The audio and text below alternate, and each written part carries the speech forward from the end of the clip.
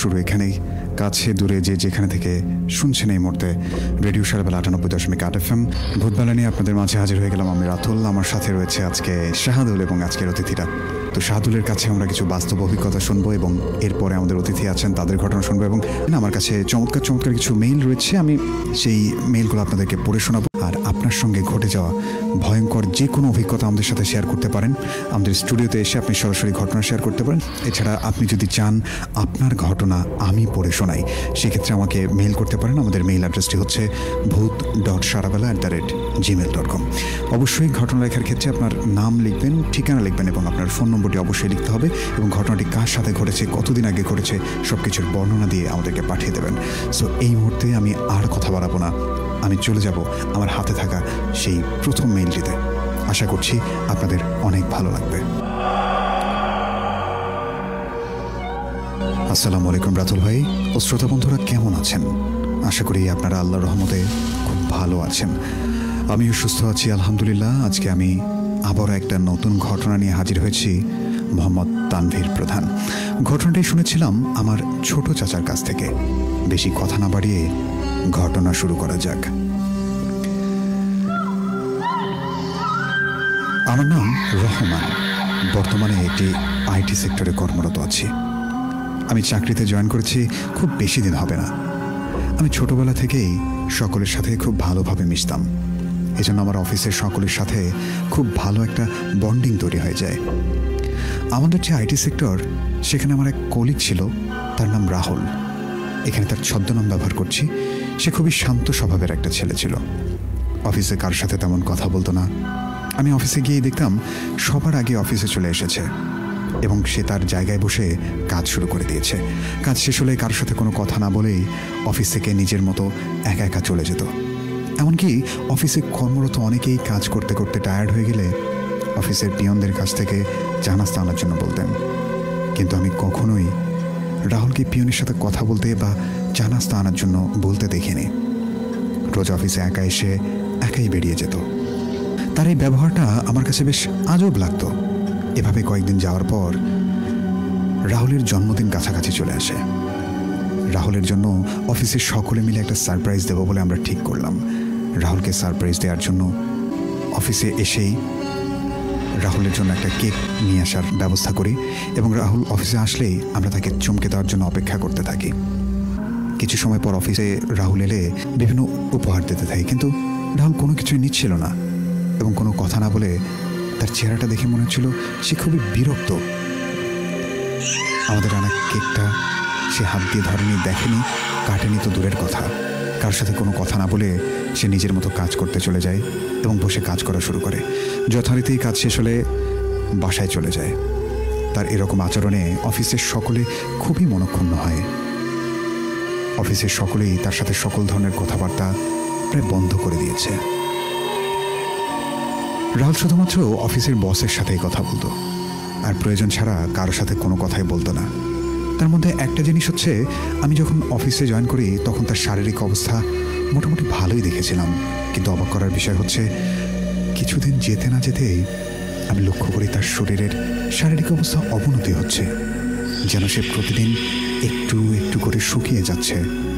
শুকোতে শুকোতে একটা সময় এতটাই অবস্থা খারাপ হয়ে গেল যেন তার চোখ দুটো তার চোখের কোটরের ভেতর ঢুকে যাচ্ছে, এবং তাকে দেখে মনে হচ্ছিল যেন একটা জলজ্জান্ত কঙ্কাল, আর তার শরীরে যেন শুধুমাত্র চামড়ার আবরণ দিয়ে ঢেকে রেখেছে। এভাবে আস্তে আস্তে আমি খেয়াল করি রাহুলের শারীরিক অবস্থা অবনতি হয়েই চলছে। দিন দিন সে যেন আরো শুকনো হয়ে যাচ্ছে। তো এর মধ্যে হঠাৎ করে একদিন দেখতে পেলাম সে অফিসে আসছে না। প্রায় এক সপ্তাহ পরে তার জায়গায় আমরা দেখলাম অন্য কাউকে জয়েন করতে। আমার রাহুলের কথা ভীষণ মনে পড়তে থাকে, কিন্তু অফিসের কেউ তার ব্যাপারে কোনো খোঁজ খবর নেওয়ার চেষ্টা করেনি। আর সে চলে গেলে অনেকেই খুশি হয়েছিল, কারণ এরকম একটা আনসোশ্যাল লোককে কেউ পছন্দ করতো না। কিন্তু কিছুদিন আগে আমি রাহুলের যে শারীরিক অবস্থা দেখেছিলাম, সেজন্য ওর প্রতি আমার খুবই মায়া কাজ করছিল। আমি পরের দিন অফিসে এলে বসের কাছে যাই এবং বসকে গিয়ে জিজ্ঞেস করি ওর কোনো ঠিকানা আছে কিনা। আমার বস আমাকে বলেন রাহুল চাকরি ছেড়ে দিয়ে গ্রামে চলে গেছে। আমি বসকে বলি রাহুলের শারীরিক অবস্থা মোটেও ভালো ছিল না স্যার, এই জন্য হয়তো বস চাকরি ছেড়ে দিয়েছে। বসকে জিজ্ঞাসা করি ওর কোনো খোঁজ খবর আপনার কাছে আছে কিনা, বা তার কোনো ফোন নম্বর যদি পাওয়া যায়।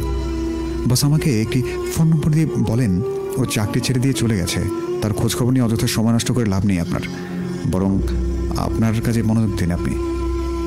বসের কথা পাত্তা না দিয়ে রাহুলের ফোন নম্বরে ফোন দিই। রাহুলের বাবা ফোন রিসিভ করেন এবং আমি বলি, আমি রাহুলের প্রাক্তন কলিগ, রাহুল কেমন আছে এখন?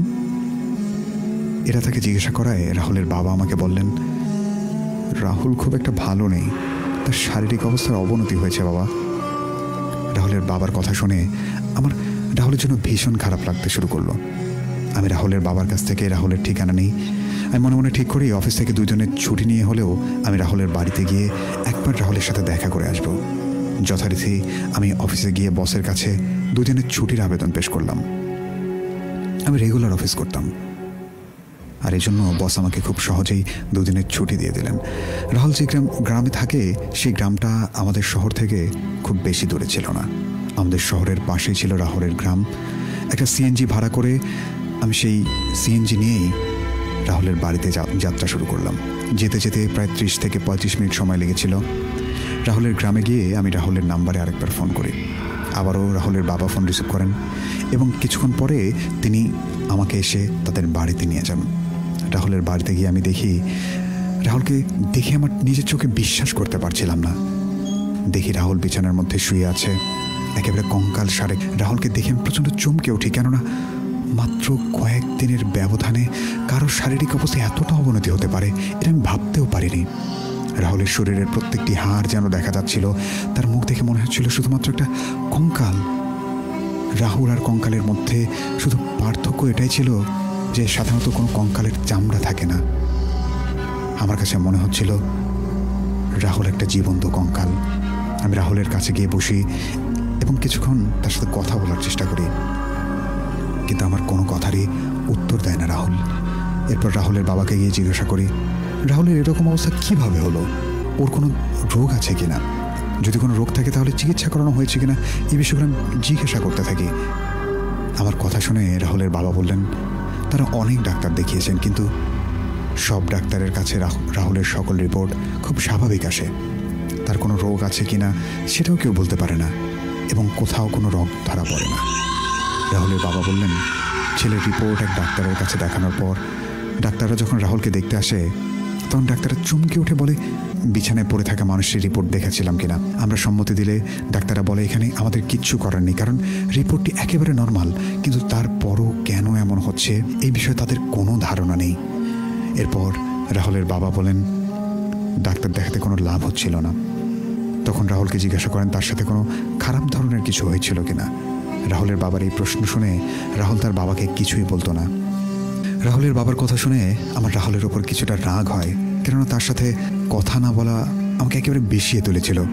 আমি একরকম রাগ করেই রাহুলের কাছে গিয়ে বলতে থাকি, কি হয়েছে আপনার, আপনি আমাকে বলেন, আপনি যদি কিছু না বলেন আপনার বাবা মা আপনার চিকিৎসা করাবে কিভাবে। রাহুল আমার কথা শুনে একটা সময় কান্না করতে শুরু করে, যা দেখে আমিও কিছুটা অবাক হই। সে আমাকে জড়িয়ে ধরে সব কিছু বিস্তারিত বলতে থাকে। ঘটনার বাকি অংশ রাহুল আমাকে যেভাবে বলেছে আমি ঠিক সেভাবে বলছি। আমি ছোটবেলা থেকেই অনেক ডানপিটে স্বভাবের ছিলাম। আমার বাবা মাকে ফাঁকি দিয়ে আমি সবসময় বন্ধুদের সাথে খেলাধুলা করতাম। আমার জীবন তখন খুব স্বাভাবিক সুন্দর ছিল। আমি সবসময় রাতের বেলায় বাবা মায়ের চোখ ফাঁকি দিয়ে সারা গ্রাম ঘুরে বেড়াতাম, কেননা আমার কাছে মনে হয় আমার মনের মধ্যে কোনো ভয় নেই। আস্তে আস্তে আমি যখন একটু বড় হই তখন আমার কাছে মনে হতো আমার থেকে সাহসী হয়তো আর কেউ নেই।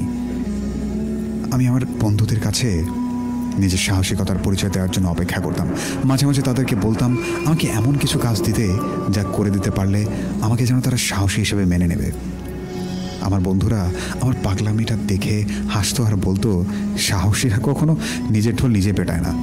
এই কথা শুনে আমার প্রচণ্ড রকমের রাগ ওঠে এবং আমি আমার বন্ধুদের মধ্যে থেকে যে এই কথাটি বলেছিল তাকে বলি, আমাকে এমন একটা কাজ দে সাধারণ মানুষের পক্ষে করা অসম্ভব, আমি সেই কাজটি করে দেখাবো।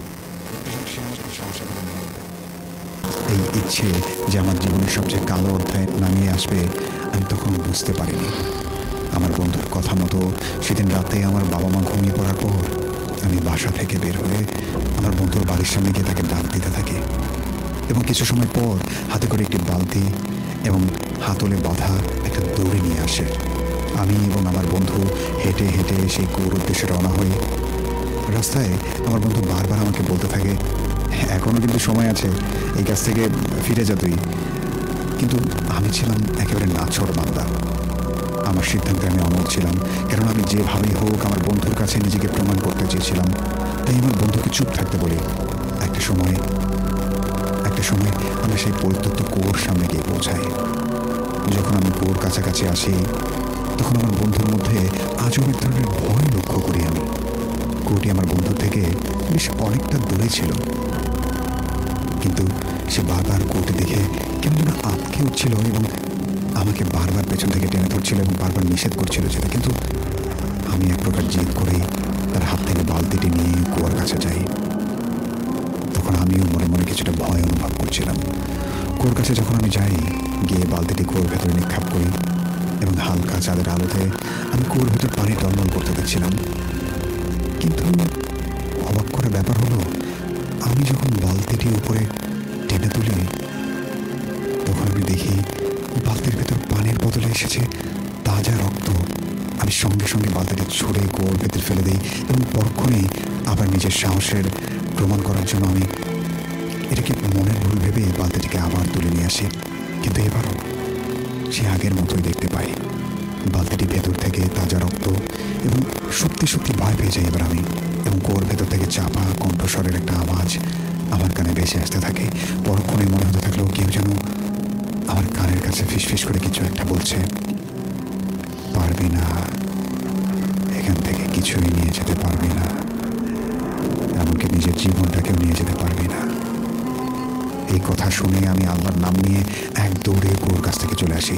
চলে আসার সময় ইটের সাথে হোঁচট খেয়ে আমি মাটিতে পড়ে যাই এবং যাওয়ার পর আমার হাতটা অনেকটা কেটে যায় এবং প্রচুর পরিমাণে রক্ত পড়তে থাকে। আমার বন্ধুর সহযোগিতায় সেদিন কোনোভাবে জীবন নিয়ে আমি বাসায় ফিরে আসি। কিন্তু বাসায় সব জানলে অনেক বকা খাবো, এজন্য এসে একটা গামছা ছিঁড়ে আমার হাতে বেঁধে নেই। এবং মা যখন জিজ্ঞাসা করে আমার হাতে কী হয়েছে, আমি তখন মাকে বলি, রাতের বেলা বাথরুমে যাওয়ার সময় পড়ে গিয়েছিলাম মা, তাই হাতটা একটু কেটে গেছে। এর কিছুদিন পর লেখাপড়ার উদ্দেশ্যে আমি শহরে চলে আসি। সব কিছু স্বাভাবিক, ঠিকঠাকভাবে চলছিল। তখন আস্তে আস্তে আমি সম্পূর্ণভাবে সেই ঘটনাটা ভুলে যাই। তো তার কিছুদিন পর আমি একটা চাকরি পেলাম এবং একবার বাড়িতে বেড়াতে এসে আমার বন্ধুর সাথে দেখা হয়। আমার বন্ধুটি আমাকে দেখে হাসতে থাকে এবং সেদিনের কথা মনে করিয়ে দেয়। তখন কৌতূহলবশত তাকে জিজ্ঞাসা করি, আমি যে এতবার কুয়ো থেকে বালতি ভরে রক্ত তুললাম সেটা দেখেছে কিনা। বন্ধু আমার কথা শুনে হাসতে থাকে এবং আমি নাকি তাকে ভয় দেখানোর চেষ্টা করছি। তখন আমি তাকে বলি, আমি তাকে কোনো ধরনের ভয় দেখানোর চেষ্টা করছি না, আমি তাকে শুধুমাত্র প্রশ্ন করেছি এটা জানানোর জন্য যে সেদিন আমার হাতে তুলে নিয়ে আসা বালতিতে সে কোনো রক্ত দেখেছে কিনা। তখন আমার বন্ধু আমাকে বলে, কুয়োর ভেতর রক্ত আসবে কোথা থেকে, আমি তো পানি দেখেছি। আমার বন্ধুর কথা শুনে আমি বেশ অবাকই হয়ে যাই, কেননা এত রক্ত দেখেছিলাম কিন্তু আমার বন্ধু কিছুই দেখল না। এটা কীভাবে সম্ভব? আগ্রহবশত আমি সেদিনের মতো আবারও কুয়োর সামনে যাই এবং সেখানে গিয়ে দেখি ভেতরে পানি দেখা যাচ্ছে এবং সেখান থেকে পড়ে থাকে একটি বালতি তুলে কুয়োর ভেতর ফেলি এবং বালতি তুলে দেখি কুয়ো থেকে পানি উঠে এসেছে, কিন্তু সেদিনের মতো আমি তেমন কিছু দেখতে পাইনি। তাই মনের ভুল ভেবে এসব চিন্তা ভাবনা বাদ দিয়ে সেদিনের মতো বাসায় চলে আসি। কিন্তু সেদিন বাসায় আসার পর সকালে ঘুম থেকে উঠে লক্ষ্য করি রাতের বেলা আমি ঘুমানোর পর আমার শরীরটা কেমন যেন দুর্বল অনুভব করতে থাকি। আমি ভাবি হয়তো বা অফিসের কাজ শেষ করে জার্নি করে বাসায় এসেছি, তাই হয়তো বা এমন হচ্ছে। আমি ব্যাপারটাকে খুব একটা পাত্তা দিতাম না এবং ভাবতাম আগামীকালে সব কিছু ঠিকঠাক হয়ে যাবে। কিন্তু এর পরের দিন আমার শারীরিক অবস্থা আরও বেশি দুর্বল হয়ে যায়। বাসায় আমার মা আমার জন্য গরুর মাংস, মুরগির মাংস সহ আরও নানা পদে রান্না করেছে। আমাকে খাওয়ানোর পরও আমি কেমন যেন দুর্বল হয়ে যাচ্ছিলাম। সেটা আমার কেন হচ্ছিলাম আমার মাথায় আসছিল না। আমি ভাবি এতদিন কাজ করার অভ্যাস, তাই বাড়িতে আসার কারণে শুয়ে বসে আছি, এই জন্য হয়তো বা শরীরটা কেমন যেন দুর্বল দুর্বল লাগছে। আরও ভাবতাম যে কর্মক্ষেত্রে ফিরে গেলে হয়তো বা সব কিছু ঠিক হয়ে যাবে। এই ভেবে সেদিনের মতো আমি কর্মক্ষেত্রের উদ্দেশ্যে রওনা হই। শহরে আমি কয়েকজনের সাথে একটা ফ্ল্যাট শেয়ার করে থাকতাম। সেদিনের মতো ফ্ল্যাটে এসে রাতের খাবার খাই আমার পুরো শরীর কেমন যেন দুর্বল হয়ে যাচ্ছিল। কারোর সাথে দেখা না করে সেদিনের মতো ঘুমিয়ে পড়ে। পরদিন সকালে আমার ফ্ল্যাটের অন্যান্য সদস্যরা আমাকে দেখে চমকে যায় এবং বলে আমি নাকি অনেক শুকিয়ে গিয়েছি। আমি তাদের কথা শুনে বেশ অবাক হই, কারণ আমার নিজের কাছেও এমনটাই মনে হচ্ছিল। সেদিন অফিসে যাওয়ার আগে রাস্তায় নিজের ওজন মেপে দেখেছিলাম এবং আমি আটকে উঠে এই দেখে যে আমার ওজন 83 কেজি। আর 3 দিন বাড়ি থেকে ভালো মন্দ খাওয়ার পরও যেখানে আমার ওজন বাড়ার কথা সেখানে মাত্র 73 কেজি ওজন। মানে এই 3 দিনে 10 কেজি ওজন কমেছে, যেটা আমার কাছে কিছুতেই বিশ্বাসযোগ্য মনে হচ্ছিল না। সেদিনের মতো অফিস শেষ করে আমি ডাক্তারের কাছে যাই এবং সব সমস্যার কথা আমি ডাক্তারকে জানাই। ডাক্তার আমাকে কিছু টেস্ট দেয় এবং আগামীকাল তার সাথে দেখা করতে বলেন। টেস্ট করানো শেষ হলে আমি পরের দিন টেস্টের রিপোর্ট নিয়ে ডাক্তারের কাছে আবার যাই। ডাক্তার আমার টেস্ট দেখে বলেন কোনো সমস্যা খুঁজে পাচ্ছেন না। তিনি আমাকে বলেন হয়তোবা আপনার শরীরে রক্তশূন্যতা হয়েছে, তাই তিনি আমাকে বেশি বেশি শাকসবজি, ভিটামিন এবং গরুর কলিজা খাওয়ার কথা বললেন। সেদিন বাড়ি ফেরার পথে আমি কিছু সবজি, ফলমূল এবং কয়েক কেজি গরুর কলিজা নিয়ে এসে এবং বাড়িতে নিয়ে এসে নিজে নিজে রান্না করি এবং রাতের বেলা গরুর কলিজা দিয়ে ভাত খেয়ে শুয়ে পড়ি। কিন্তু সেদিন আমার শরীর এতটাই দুর্বল ছিল যে আমি তার পরের দিন অফিসে যাইনি। সেদিন সারাদিন ঘুমে কাটিয়ে দেই। রাতের বেলা আমার ফ্ল্যাটের একজন আমার রুমে আসে এবং বলে রাতের বেলা আমার রুম থেকে নাকি অদ্ভুত কিছু আওয়াজ শুনতে পায় তারা। আমি বাড়ি থেকে ফিরে আসার পর থেকে নাকি আমার আওয়াজ হচ্ছে। আমি রাতের বেলা তো ঘুমিয়ে থাকি, আর এখানে তো কোনো আওয়াজ হওয়ার কথা নয়। আমি খেয়াল করিনি, কিন্তু আমার ফ্ল্যাটমেট বারবারই বলছিল সে নিজে এবং বাকি যারা আছে তারাও সেই আওয়াজ শুনেছে, কিন্তু দরজা বন্ধ থাকায় তারা কিছু দেখতে পায়নি। তুমি কীরকম আওয়াজ শুনেছ জিজ্ঞাসা করলে তারা বলে আওয়াজটা কেমন যেন হাসির মতো। এমন একটা আওয়াজ ফ্ল্যাটমেটরা শুনে আমি কিছুটা অবাক হই। সবাই শুনেছে এরকম হাসির আওয়াজ, এই কথা শুনে আমি কেমন যেন অবাক হই এবং রাতের বেলা কি হচ্ছে সেটা জানার সিদ্ধান্ত নেই এবং মনে মনে ভাবতে থাকি আমি যদি জানতে পারি আমার সাথে কি হচ্ছে তাহলে হয়তো বা শরীরের দুর্বলতার কারণটা আমি বের করতে পারবো। যেই ভাবনা সেই কাজ। সেদিন রাতের বেলা আমি আমার ফ্ল্যাটমেটকে নিয়ে দোকান থেকে অনেক কফি এবং চা পাতা কিনে নিয়ে আসি এবং রাতের বেলা কিছুতেই ঘুমাবো না, এজন্য সারা রাত ধরে চা খাই, টিভি দেখি। কিন্তু রাত 3টার পর আমার শরীর এতটাই দুর্বল হয়ে পড়ে যে আমার চোখ প্রচণ্ড ঘুম নেমে আসে। অন্য কিছু চিন্তা না করে আমি নিজের বিছানায় গিয়ে শুয়ে পড়ি এবং কিছুক্ষণ পর আমি লক্ষ্য করি আমার রুমের জানালা দিয়ে হঠাৎ একটা ঠান্ডা বাতাস রুমে প্রবেশ করলো। কিন্তু সেই সময়টা ছিল কাল বৈশাখ মাস এবং প্রচণ্ড গরম পড়েছিল, কিন্তু তখন হুট করে বাইরে থেকে ঠান্ডা বাতাস কীভাবে আসবে এই চিন্তায় আমি জানালার বাইরে তাকিয়ে থাকি। বাইরে বাতাস হচ্ছে কিনা সেটাও দেখার চেষ্টা করি, কিন্তু বাইরে তাকিয়ে দেখি গাছের একটা পাতাও নড়ছে না। এসব দেখতে দেখতে কখন আমি তন্দ্রাচ্ছন্ন হয়ে পড়ি আমার খেয়াল নেই। কিছুক্ষণ পর তন্দ্রাচ্ছন্ন অবস্থায় আমার মনে হতে থাকে আমার রুমে কেউ একজন আছে এবং কেমন যেন একটা আওয়াজ হচ্ছে। আমি রুম থেকে সাথে সাথে রুমের ভেতর চোখ খুলি এবং এটা দেখার পরে আমার শরীরে রক্তহীন হয়ে গিয়েছিল। আমি দেখি একটা নারী অবয়ব আমার পায়ের কাছে বসে আছে এবং আমার পায়ে তার দাঁত বসিয়ে আমার শরীর থেকে রক্ত চুষে খাচ্ছে। তার চেহারা এতটাই ভয়ঙ্কর, দাঁতগুলো ছিল এমন সুচলো এবং তার ছিল ময়লা জট পাকানো চুল। তার চোখে আমার চোখ পড়তেই কুৎসিত একটা হাসি দেয় আমার দিকে। আমি বোকার মতো তাকিয়ে তার এই সমস্ত কাজ দেখি এবং কিছুক্ষণ পর লাফ দিয়ে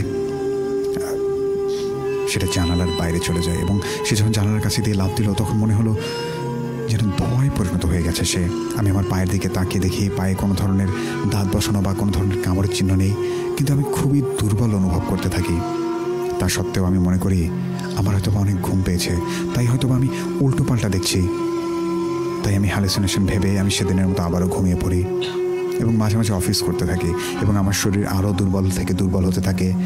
কয়েকদিন পর রাতের বেলা হুট করেই ঘুম ভাঙার পর আমি দেখি আবার সেই নারী অবয়বটি আমার পায়ের কাছে বসে আমার পা থেকে রক্ত খাচ্ছে। আমি এক লাফ দিয়ে বিছানা থেকে উঠে যাই এবং জিজ্ঞাসা করি কে আপনি, কি করছেন আপনি এখানে, আপনি কেন আমার সাথে এসব করছেন? আমার কথাটি শুনে নারী অবয়বটা বিকট হাসি দেয়, যা ছিল খুবই বিকৃত, যে কারো রক্তহীন হয়ে যাবে সেই হাসির শব্দ শুনে। আমার কথাটি শুনে নারী অবয়বটা আমার দিকে তাকিয়ে বলা শুরু করে, যে কুয়োর কাছে গিয়েছিলে আমি বলেছিলাম না তোমাকে তোমার জীবন নিয়ে ফিরতে দেব না? তুমি হোঁচট খেয়ে পড়ে যাওয়ার পর তোমার রক্ত সেখানে পড়েছিল, সেই রক্তই আমি পান করেছিলাম। এই সমস্ত কথা আরও অনেক অনেক কথা বলে অভয়প্রী এবং আমার দিকে তাকিয়ে বিকৃত একটা হাসি দিতে থাকে এবং সেদিনের মতো আবারও সে ধোঁয়ায় মিলিয়ে যায় এবং সেখান থেকে চলে যায়। এরপর আমার অবস্থা দিনে দিনে আরও খারাপ হতে থাকে। আমি চাকরি ছেড়ে দিয়ে তখন বাড়িতে এসেছে। রাহুলের কথা শুনে আমি খুবই আতঙ্কিত হয়ে পড়ি এবং তাকে বলি সে কেন তার পরিবারের কাউকে এই সমস্ত কিছু জানায়নি। রাহুল বলে ওই নারী অভয়প্রী নাকি তাকে বলেছিল সে যার সাথে এসব শেয়ার করবে তাকেই নাকি সে এভাবে তার মৃত্যুর দৌড়ে পৌঁছে দেবে। আমি রাহুলের কাছ থেকে এই কথাগুলো শুনে রাহুলের বাবা মাকে জানাই। সেই রাতে আমাকে নিয়ে ভালো কোনো হুজুরের সন্ধানে নিয়ে বেরিয়ে পড়ে। আমরা অনেক খোঁজাখুঁজির পর এক হুজুরের সন্ধান পাই। এসব অতি প্রাকৃত সমস্যার সমাধান তিনি করতে পারেন। সেই হুজুর সব কিছু খুলে বলার পর আমাদেরকে বলেন রাহুল যাকে দেখেছে সে ছিল একটা রক্তখেকো পিশাচ। এই জিনের শুধু মানুষের রক্ত পান করে বেঁচে থাকে। রাহুল যেদিন প্রথম সেই কুয়োর কাছে গিয়েছিল সেদিন রাহুল পড়ে যাওয়ার জন্য তার হাতটা কেটে যায় এবং সেখান থেকে যে রক্ত বের হয়েছিল সেই কুয়োর আশেপাশেই পড়েছিল সেই রক্ত। আর সেই পিশাচ জিন একবার সেই রক্ত পান করে তার শরীর থেকে রক্ত শেষ না হওয়া পর্যন্ত ছাড়ে না। কিন্তু রাহুল কিছুদিন পর শহরে চলে যাওয়ায় সেই জিন তার কোনো ক্ষতি করতে পারেনি, কেননা সে রাহুলকে আর খুঁজে পায়নি। কিন্তু রাহুল বাড়িতে আসার পর আবার যখন সেই কুয়োর কাছে গিয়েছিল এতেই সে অনেক বড় ভুল করে ফেলেছে। সেই জিন অনেকদিন অপেক্ষা করছে রক্তপান করার জন্য। আর আবার যখন রাহুলকে দেখেছে সেই কুয়োর কাছ থেকে রাহুলের পিছু নিতে তার রাহুলের শেষ শহরের বাড়ি পর্যন্ত পৌঁছে গেছে। রাহুলের বাবা এবং আমি এসব কথা শুনে প্রচণ্ড ভয় পাই এবং হুজুরকে সাহায্যের জন্য অনুরোধ করি। জিনের হাত থেকে রাহুলকে মুক্ত করার ব্যবস্থা করতে বলি। তিনি বলেন হয়তোবা করতে পারবেন, কিন্তু রাহুলকে কখনোই আগের অবস্থায় ফিরিয়ে আনতে পারবেন না। হুজুর আমাদেরকে একটি রাহুলের জন্য তাবিজ দেন এবং বলেন তাবিজটি আজ রাতে 3টার পর সেই কুয়োর কাছে গিয়ে যেন কুয়োর ভেতরে ফেলে দেওয়া হয়, কেননা এখানে না আটকালে হয়তোবা আমার সাথে আরও কিছু এমন হবে। যেহেতু সেই জিন রাহুলকে বলেছিল যার সাথে রাহুল এই তথ্যগুলো শেয়ার করবে তার পরিণতিও সেই রাহুলের মতোই হবে। হুজুর আমার হাতে একটা তাবিজ বেঁধে দিলেন এবং বললেন 41 দিন পর খুলে পানিতে ফেলে দিতে। তিনি আরও একটি তাবিজ দেন রাহুলের হাতে বেঁধে দিতে এবং রাহুল যেন এই তাবিজ তার শরীর থেকে কখনোই আলাদা না করে। হুজুর আমাদের সাবধান করে দিয়ে বলেন রাহুল যদি এই তাবিজ শরীর থেকে আলাদা করে তাহলে সেই জিন আবারও রাহুলের শরীর থেকে রক্ত খেতে আসবে এবং এইবার সে রাহুলের পুরো শরীর খেয়ে চলে যাবে, আর তখন রাহুলকে আর বাঁচানো সম্ভব হবে না। হুজুরের কথা মতো রাহুলের বাবা আর আমি সেদিন রাত 3টার দিকে সেই তাবিজটা গিয়ে ফেলে আসি। তাবিজ ফেলার পর সেই কুয়োর মধ্যে থেকে বিকট একটা কান্নার আওয়াজ শুনতে পাই আমরা। মনে হচ্ছিল কেউ যেন আর্তনাদ করে সেখান থেকে বেরিয়ে আসার চেষ্টা করছে, কিন্তু পারছে না। এরপর রাহুলের বাবা এবং আমি বাসায় ফিরে আসি, রাহুলের হাতে তাবিজ বেঁধে দেই। এর মধ্যে রাহুলের শরীরের কোনো উন্নতি হয়নি এবং অবনতিও হয়নি এবং সে আগের মতোই কঙ্কাল হয়ে পড়ে আছে। রাহুল এখনও মাঝে মাঝে জানালার সামনে সেই নারী অভয়প্রীকে দাঁড়িয়ে থাকতে দেখে এবং সেই নারী অভয়প্রী নাকি তার দিকে এক দৃষ্টিতে রাগান্বিত হয়ে তাকিয়ে থাকে এবং বলে একদিন না একদিন রাহুলের শরীরের অবশিষ্ট রক্ত সে পান করবেই। রাহুল বর্তমানে গ্রামের বাড়িতেই থাকে। তার শরীরে কোনো কাজ করার শক্তি নেই, সারাদিন বিছানায় পড়ে থাকে এবং ফ্যাল করে জানালার বাইরে তাকিয়ে থাকে এবং কে জানে নিজেকে সাহসী প্রমাণ করার জন্য জীবনের এমন চরম মূল্য দিতে হবে। প্রিয় শ্রোতা বন্ধুরা, এই ছিল আমার পাঠানো আজকের ঘটনা। যদি এতটুকু ভালো লেগে থাকে আমি কৃতজ্ঞ, আর যদি ভালো না লাগে আমি ক্ষমা প্রার্থী। আবারও কথা হবে নতুন কোনো সপ্তাহে নতুন কোনো ঘটনা নিয়ে। ততদিন পর্যন্ত সবাই ভালো থাকুন, সুস্থ থাকুন। আমি মোহাম্মদ তানভীর প্রধান, ঘোড়াবান্ধা চৌরাস্তা বাজার। আল্লাহ হাফেজ।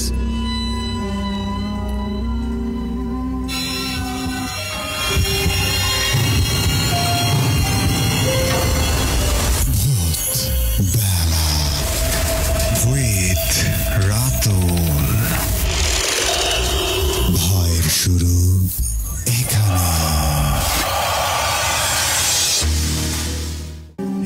ভয়ের শুরু এখানেই। কাছে দূরে যেখান থেকে শুনছেন এবং দেখছেন ভূতবেলা, আপনাদের সকলকে ওয়েলকাম করছি আরেকবার। বেশ লম্বা একটা মেইল আপনাদেরকে পড়ে শোনালাম। আপনাদের কার কাছে কেমন লাগলো আমাদেরকে জানাতে পারেন। এই মুহূর্তে দেখতে পাচ্ছি অসংখ্য লিসেনার আমাদেরকে দেখছেন এবং আপনাদেরকে বলতে চেয়েছিলাম যে এমন কিছু ঘটনা আমাদের কাছে আছে যেগুলো বাস্তবতাকে হার মানায়। তো এই প্রথম ঘটনাটি ছিল এরকম। এমন একজন ব্যক্তি যার অস্বাভাবিক সাহস ছিল, অস্বাভাবিক সাহসী একজন যুবক ছিলেন এবং সেই জায়গা থেকে তার কীরকম পরিণতি হলো আমরা পুরো ঘটনাটি শোনার পর বুঝতে পারলাম। তো এরকম যারা আছেন তাদেরকে আমি বলবো যে কখনো নিজের সাহসের পরীক্ষা এভাবে দেবেন না। এই অতি প্রাকৃত যে বিষয়গুলো আছে সেগুলোর সাথে কখনোই নিজেকে জড়াবেন না কারো চ্যালেঞ্জ নিতে গিয়ে বা নিজের সাহসের পরীক্ষা করতে গিয়ে। তো যাই হোক, এই ঘটনাটি কার কাছে কেমন লেগেছে আমাদেরকে জানাতে পারেন।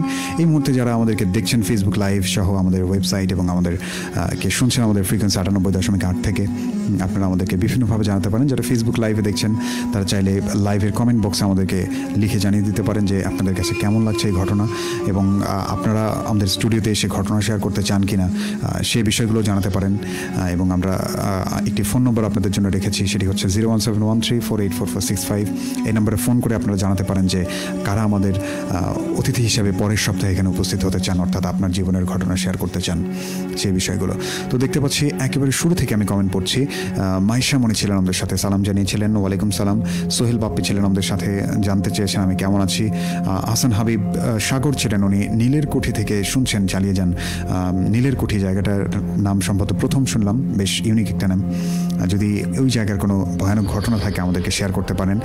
কুমেদপুর বাজার থেকে আব্দুল হাদি ছিলেন, মেয়ের বাজার থেকে সাদেক হাসান, রিমা ছিলেন ঘোড়াবান্ধা চৌরাস্তা বাজার থেকে যুক্ত হয়েছেন। মেজবাউল ইসলাম লাবিব ছিলেন, আশা করি অনুষ্ঠানটি ভালো হবে। আবদুল্লাহ সিয়াম ছিলেন আমাদের সাথে। ভাইয়া আমি একটি ঘটনা পাঠিয়েছি, ঘটনাটা অনেক ছোট, সঙ্গে থাকবেন লিখেছেন আমাদেরকে আরিফ হোসেন। আচ্ছা, রাত্রি ভাইয়া কেমন আছেন আপনি? রাত্রি ভাইয়া ভালো আছে। খন্দকার মেহেদি হাসান মানু শুনছেন আমাদেরকে ঢাকা থেকে, উনি শুরু থেকে শেষ পর্যন্ত শুনবেন। নরসিংদী থেকে সোহেল বাপ্পি ভাই শুনছেন। সোহাইব ইসলাম সালাম জানিয়েছেন, ওয়ালাইকুম সালাম। মনির আল হোসাইন ছিলেন গোধূলির। আচ্ছা, উনি একটি ছোট্ট ঘটনা পাঠিয়েছেন। আসলে যারা কমেন্টে ঘটনা পাঠাচ্ছেন তাদের কাছে অনুরোধ করব আপনারা মেইলে পাঠাবেন। আমাদের মেইল অ্যাড্রেসটি bhoot.sarabel@gmail.com। আমাদের ফেসবুক লাইভের স্ক্রিনেই দেওয়া আছে, আপনি সেখানে আপনার ঘটনাটি লিখে পাঠিয়ে দিতে পারেন। পূর্বপাড়া থেকে আমাদেরকে সোহাইব ইসলাম শুনছিলেন, সাদেক ভাই লিখেছেন উনি অনেক ভয় পেয়েছেন। সাগর আর নীরব মিলে আমাদেরকে শুনছেন। মেজবাউল হক লিখেছেন, আসসালামু আলাইকুম বন্ধু, রাতুল কেমন আছো? মেজবা অনেক ভালো আছি, তুমি কেমন আছো? আর তোমার নতুন বিজনেসের জন্য অনেক অনেক শুভকামনা। থ্যাংক ইউ সো মাচ যুক্ত হওয়ার জন্য। অর্পণ সরকার লিখেছেন, হাই ভাই, আমি অর্পণ, আমি আছি গোয়াইলবাড়ি গ্রাম থেকে। থ্যাংক ইউ সো মাচ যুক্ত হওয়ার জন্য। সাগর লিখেছেন সরকারতারি থেকে, উনি শুনছেন শেষ অবধি, বরাবরের মতো যুক্ত হয়ে গেলাম, সাথে আছি, চালিয়ে যাও। আমার বড় বোন যুক্ত হয়েছেন, ধন্যবাদ আপু। অর্পণ সরকার লিখেছেন অনেকদিন পর যুক্ত হয়েছেন, ওনার ভালো লাগছে আজকের অনুষ্ঠান। আবদুল্লাহ সিয়াম লিখেছেন, আচ্ছা, উনি ছোট্ট একটি ঘটনা আমাদেরকে পাঠিয়েছেন, সুযোগ হলে অবশ্যই পড়ে শোনাবো। লিখেছেন আমাদেরকে ইমরান আহমেদ, উনি গাইবান্ধা পুলবন্দি থেকে শুনছেন। স্বর্ণা জাহান লিখেছেন হাই। লিখেছিলেন নয়ন সরকার ভাই, উনি আমাদের সাথে যুক্ত হয়েছেন চন্দিয়া থেকে। স্বর্ণা জাহান লিখেছেন চালিয়ে যাও, শেষ পর্যন্ত সাথে আছে। মোরসালিন সরকার লিখেছেন, ভাই কেমন আছেন? ইমেলগুলো বরাবরের মতো বেশ ভয়ানক হয়। স্বর্ণা জাহান লিখেছেন। মোরসালিন সরকার লিখেছেন, অনেকদিন পর শুনছি। মোরসালিন সরকার অনেকদিন পর শুনছেন, কিন্তু আপনার কাছে কেমন লাগছে এবং এই ধরনের ঘটনা আপনার কাছে আরও আছে কিনা আপনি কিন্তু আমাদেরকে জানাতে পারেন। ভয় পাচ্ছি লিখেছেন খন্দকার মেহেদি হাসান মানো। সালাম জানিয়েছেন আমাদেরকে ইকবাল হোসেন, উনি সালাম জানিয়েছিলেন, ওয়ালাইকুম সালাম। মোরসালিন সরকার লিখেছেন, ভাইয়া শোনা যাচ্ছে না। সঙ্গে আছেন অলোক কুমার, সাউন্ড প্রবলেম হয়েছে, কথা শুনতে পাচ্ছি না ভাইয়া। আচ্ছা, লাইভ শোনা যাচ্ছে না, অনেকেই জানিয়েছিলেন। যান্ত্রিক, আচ্ছা, বিরক্ত লাগছে, পাপ্পু ভাই লিখেছিলেন। সিদ্দিক আকন্দ লিখেছেন সেরা। জাহাদুল ইসলাম বরকত ভাই, অনেকদিন পর আপনাকে পেলাম, খুব মিস করেছি। লিখেছেন, আসসালামু আলাইকুম ভাই, কেমন আছেন? কাজের চাপের জন্য গত এপিসোডে লাইভে শুনতে পারিনি, আজকে প্রথম থেকে যুক্ত আছি, ভাইয়ের জন্য অনেক অনেক ভালোবাসা। সিদ্দিক আকন্দ লিখেছেন সুন্দর হচ্ছে। জিম আহমেদ লিখেছেন চালিয়ে যান, রাতুল ভাইয়া পাশে আছি, ধন্যবাদ। সোহেল রানা ছিলেন আমাদের সাথে। সাউন্ড প্রবলেম হচ্ছে, রুমিয়া লিখেছিলেন আমাদেরকে, বরাবরের মতো সুন্দর হচ্ছে। আসিফ শাহদুল এসকে সাজিদ ছিলেন আমাদের সাথে, ভাইয়া কেমন আছেন? সুমেয়া সাদিয়া লিখেছিলেন, প্রতিবারের মতো হাজির হয়ে গেছেন উনি। লিখেছিলেন আমাদেরকে আতিকুর রহমান আতিক। আসিফ লিখেছিলেন আমাদেরকে, সবাই সাউন্ডের কথা বলেছিলেন। পোড়াবাড়ি থেকে নিলয় ছিলেন আমাদের সাথে ছিলেন। সাগর রহমান ভৈরব থেকে শুনছেন। ভৈরবের যদি কোনো ভয়ানক ঘটনা থেকে আমাদেরকে জানাতে পারেন, খুব ভালো হচ্ছে জানিয়েছেন সাদাফল মোতাসেম সামি। লুৎফুল আনোয়ার ভাই যুক্ত হয়েছেন চট্টগ্রাম থেকে, উনি ভূতবেলা শোনার জন্য শেষ পর্যন্ত আমাদের সাথে থাকবেন। শামীম শেখ লিখেছিলেন আমাদেরকে, নারায়ণগঞ্জ থেকে নিবিড় ছিলেন। রাতুল ভাই, একটা প্রশ্ন ছিল, ভূতবেলার জন্ম কত সালে? আচ্ছা, এটা বেশ কঠিন একটা প্রশ্ন আমার জন্য। আমি যতদূর জানি ভূতবেলা অনেকজন আরজে শুরু করেছিলেন এই প্রোগ্রামটি, অনেকেই চালিয়েছেন। যেমন একেবারে শুরুতে এই ভূতবেলা অনুষ্ঠানটি চালু করেছিলেন আমাদের রেডিওর যে বর্তমান স্টেশন ম্যানেজার আমার প্রিয় গোলাপ মোস্তাফিজ ভাইয়া। গোলাপ মোস্তাফিজ ভাইয়ের পরে উনি ব্যস্ততার কারণে অনুষ্ঠানটি ছেড়ে দেন এবং সেই মুহূর্তে অনুষ্ঠানটির হাল ধরেন আরজে আরমান ভাইয়া। তো আরমান ভাইয়ের পরে উনি যখন ছেড়ে দেন এরপরে আরও অনেকেই প্রোগ্রামটি হাল ধরেছিলেন এবং এরপরে আর যে নিশান প্রোগ্রামটি করেছিল কিছুদিন, এবং তারপর আমার প্রিয় সাইদ ভাই অনুষ্ঠানটি বেশ কিছুদিন চালিয়েছেন। তো সাইদ ভাইয়ের পরে আসলে আমার সুযোগ হয়েছে এই ভূতবেলার হোস্ট করার। তো এইটুকুই আমি আপাতত আপনাকে জানাতে পারলাম। কবরস্থানের পাশে থেকে আমাদের সাথে ছিলেন একজন, ঘটনাটি বিশাল বড় লিখেছেন সাদাফ, লিখেছিলেন আমাদেরকে নরসিংদী থেকে ভূতবেলা দেখছেন জান্নাত বাপ্পি। সাকিব আল হাসান ছিলেন রওশনবাগ থেকে। মাইশা মনে অনেক ভয়ানক গল্প এবং প্রচুর ভালো লাগলো ভিডিওটা শুনে। আচ্ছা, ভিডিও শুনলেন নাকি ঘটনাটা শুনলেন? জান্নাত বাপ্পি লিখেছিলেন ঘটনাটা শুনে গা শিউরে উঠেছে, অনেক ভয় হচ্ছে। সোহেল রানা লিখেছেন। কাতলামারি থেকে আবদুল্লাহ ছিলেন। হারুরা জিন ছিলেন আমাদের সাথে। ভাইয়া কেমন আছেন? ঘটনাটা জিনের, আচ্ছা হারুরা জিন ঘটনাটা আরেকবার শুনতে চাই। আচ্ছা অবশ্যই সুযোগ হলে আমরা শুনিয়ে দেবো। মাহবুব ইসলাম রব্বানি ছিলেন গোবিন্দগঞ্জ থেকে। সোহান হোসাইন ছিলেন, লিখেছিলেন আমাদেরকে। আরিফ রাব্বি, উনি নারায়ণগঞ্জ থেকে আমাদেরকে দেখছেন। নারায়ণগঞ্জের অনেকেই যুক্ত হয়েছেন। রাজবাড়ি থেকে সোহান হোসাইন লিখেছেন রাজবাড়ির যদি ভৌতিক কোনো ঘটনা থেকে থাকে আমাদেরকে কিন্তু শোনাতে পারেন। সোহান হোসাইন অনেক সুন্দর হচ্ছে লিখেছেন। জান্নাত বাপ্পি সেতু লিখেছেন অনেকদিন পর। রাফি লিখেছেন যুক্ত হলাম কি বটতলা বাজার থেকে। জয়া চৌধুরী ছিলেন আমাদের সাথে। ভাই আমি ডেভিড কোম্পানি পাড়া থেকে শুনছি, অনেক অনেক শুভকামনা আপনার জন্য। আরও অনেকেই লিখেছেন, আমি আসলে এত কমেন্ট পড়লে পরে আর কথাই বলতে পারবো না। তো যাই হোক, আরও অনেকেই কমেন্ট করেছেন, আমি শুধু নামগুলো বলি। মেহেদি হাসান মিঠু ছিলেন আমাদের সাথে। আমাদের সাথে ছিলেন আরও একজন মেহেদি হাসান মামুন।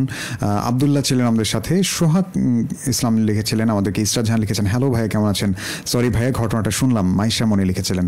তো অনেক অনেক ধন্যবাদ যারা যারা আমাদেরকে এতক্ষণ ধৈর্য সহকারে ঘটনাগুলো শুনছিলেন। এবং এই প্রথম ঘটনাটি অনেক ভয়ঙ্কর ছিল এবং অনেক বড় ঘটনা ছিল। যারা যারা শুনেছেন আপনাদের কাছে কেমন লেগেছে জানাবেন। এবং এই ধরনের ঘটনা যদি আপনারা আরও শুনতে চান বা আপনার কাছে থেকে থেকে এমন ঘটনা, তাহলে কিন্তু লিখে পাঠিয়ে দিতে পারেন। অথবা আপনি যদি চান আপনার ঘটনা আপনি এসে শেয়ার করবেন, সেক্ষেত্রে আমাদেরকে ফোন করতে পারেন এই নাম্বারে 01713484465। তো আমি আপনাদেরকে বলেছি যে আজকে আপনাদের জন্য সারপ্রাইজ আছে, কারণ শাহাদুলকে আমরা মিস করেছি এতদিন। এবং দীর্ঘ 1 মাস পর, প্রায় 5টা এপিসোড পরে আমি শাহাদুলকে স্টুডিওতে পেলাম। তো শাহাদুলের কাছে আমার একটা রাগ, অভিযোগ এবং মানে দুঃখের জায়গা থেকে শাহাদুলকে আমি কি করা উচিত বলেন আপনারা? তো যাই হোক, আমি এই মুহূর্তে আর কথা বলতে চাই না, শাহাদুলের কাছে চলে যেতে চাই এবং শুরুতেই জানতে চাইবে শাহাদুল তুমি কেমন আছো? জি ভাইয়া ভালো আছি, তুমি কেমন আছো? হ্যাঁ আমি অনেক ভালো আছি এবং আমি ভালো আছি বলেই ভূতবেলায় হাজির হতে পেরেছি। ধন্যবাদ। মানে আমি সবসময় দোয়া করি যেন তুমি সবসময় ভালো থাকো, সুস্থ থাকো। আর এটাই দোয়া করি যেন সবসময় ভূতবেলাতে তোমাকে পাওয়া যায়। আর আমিও খুব 5টা সপ্তাহে তোমাকে খুব মিস করছি, ওপার থেকে নীরবে শুনছি। বাট তোমাকে কমেন্ট করা বা জানান দেওয়ার মতন কোনো পরিস্থিতি ছিল না। তাই বলে এমন না যে আমাদের কথা হয় না, আমাদের কিন্তু অবশ্যই কথা হতো। হ্যাঁ কথা হতো, কিন্তু বাট শোনার যে বা প্রোগ্রামের কথা বলার যেটা স্কোপ সেটা ছিল না আর কি। তো শাহাদুল, আমরা আর কথা না বাড়াই, যেহেতু প্রথম মেইলটা আমাদের 40 মিনিটের উপরে ছিল, কারণ এই জন্য তানভীর প্রধান ভাইয়া আপনাকে অনেক অনেক ধন্যবাদ চমৎকার মেইলটি পাঠানোর জন্য। তো এবারে আমরা শাহাদুলের কাছে চলে যাব এবং শাহাদুল এই 5 সপ্তাহ না এসে আমাদের জন্য কোন ঘটনা নিয়ে এসেছে, এবং শাহাদুলের পরেই আমি চলে যাব আমাদের স্টুডিওতে আরও 2জন আমার প্রিয় মানুষ আছেন, তাদের কাছে ঘটনা শুনবো। হ্যাঁ ধন্যবাদ ভাইয়া। সরাসরি ঘটনাতে যাচ্ছি। ঘটনাটি ভারতের দিল্লির যে রাজধানী দিল্লি, সেখানকার বেলারা স্টেশনের ঘটনাটি যেটি বলব। ভারতের সবথেকে ভয়ানক স্টেশনগুলোর মধ্যে বেলারা স্টেশনটি একটি। আচ্ছা আচ্ছা। ঘটনাটি প্রায় আজ থেকে 87 বছর আগে ঘটনাটি ঘটেছিল। আচ্ছা আচ্ছা। যেভাবে আমি ওনার কাছ থেকে শুনেছি, যে ব্যক্তির কাছে, সেভাবেই বলার চেষ্টা করছি। স্টেশনটা একদম জাঁকজমকপূর্ণ স্টেশন ছিল, একদম কেন্দ্রীয় যে স্টেশন বলা যায় সেই স্টেশন ছিল এটা। সেখানে সব ধরনের ট্রেন চলাচল করতো এবং থামতো। আচ্ছা। তো একটা পর্যায়ে ওখানকার একটি গ্রাম ছিল, সেই গ্রামের পাশে স্টেশনটি ছিল।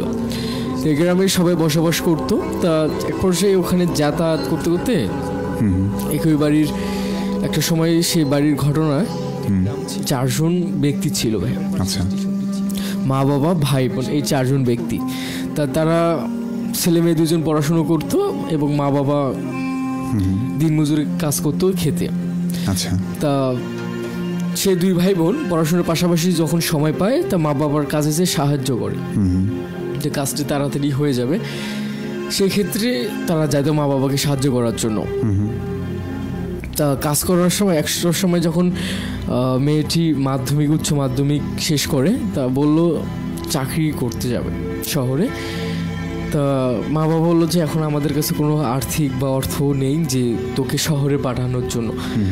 তা মা বলতেছে ঠিক আছে, তাহলে আমি যতদিন চাকরি না পাচ্ছি ততদিন তোমাদের সাথে খেতেই দিন মজুরের কাজ করি, যা হয় হবে। তো এই বলে তারা কাজ করতেছিল, যে জমিদারের কাজ করতেছিল জমিদারের জমিতে। সেই জমিদার একটা সময় তাদেরকে সিজনের সময়, ধানের সিজনের পর তাদেরকে একটা চোরের অভিযোগ দেওয়া হয় তাদেরকে।